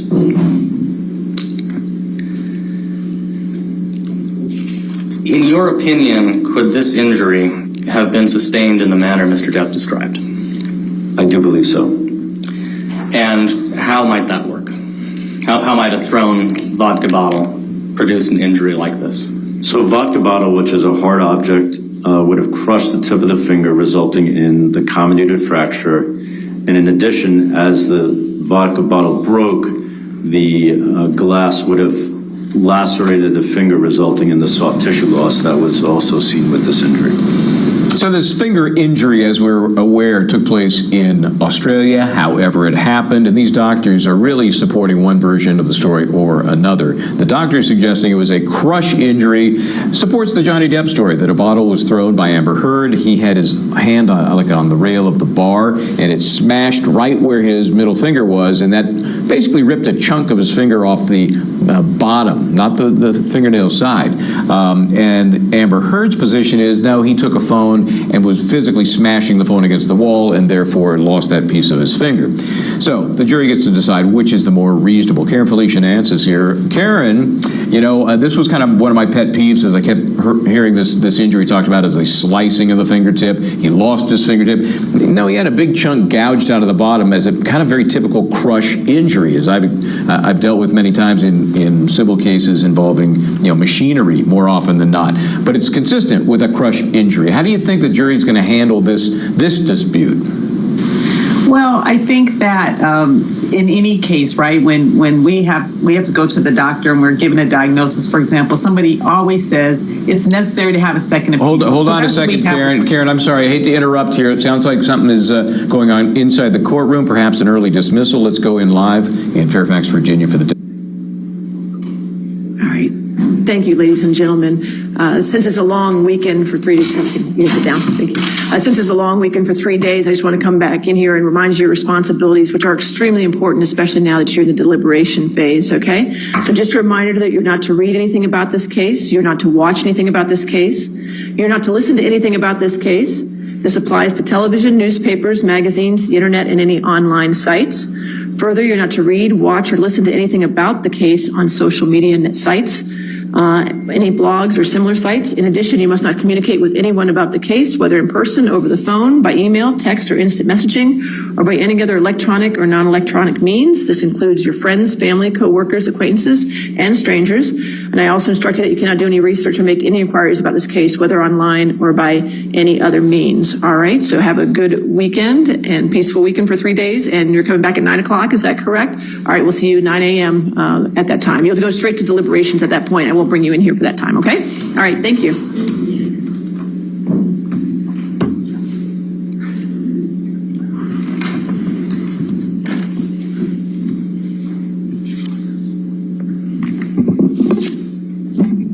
Enjoy your weekend and just be close by at 9 o'clock on Tuesday, right? All right, thank you. All right, you too. Thank you.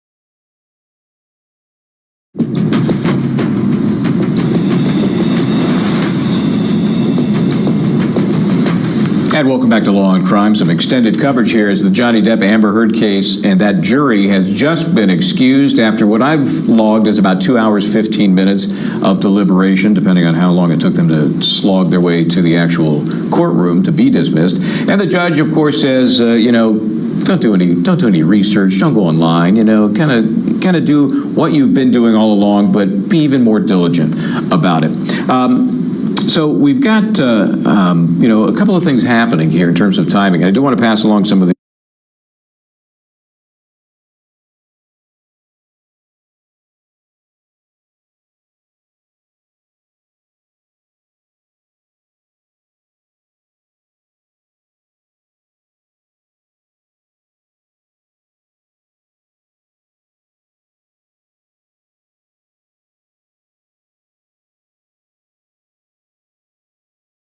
the kind of the housekeeping. We've had verdicts before where the court will get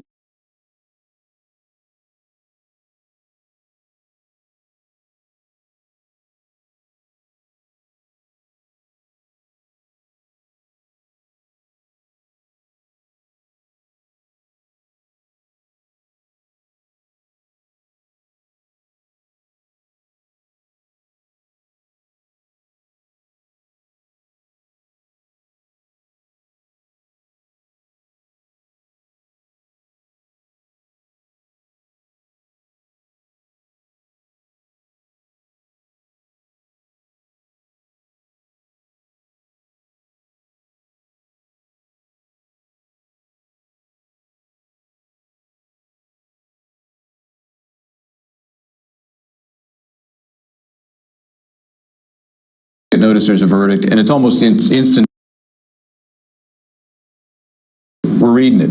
And quite often with higher profile cases like this one, there's a little buffer. And so the court personnel have notified us that there will be a 1 hour, get ready period. So once a verdict is reached by the jury, the court will give everybody an hour to assemble and kind of get organized, pool camera all set and ready to go. So that'll be next week, though, as we now know. So joining me is Karen Felicia Nance. She's a criminal defense attorney. She's in the East Bay watching this from afar. We got you covered on both coasts here. What do you think about the damages claim in this case? Has always intrigued me because it is defamation. And if you have defamation, as we say, per se, it means that the proof of damages is presumed. And so even though there's been this weird, wacky talk about who have gotten how much from one movie or another movie, because the court has determined it is negligence or defamation per se, it means that it effectively accuses the person of a criminal act, in this case assault. Therefore, damages are presumed. I think it helps really both litigants in this case. What do you think? Also have the compensatory damages and the punitive. So the judge also indicated that that's separate, that the jury has those two measures to evaluate.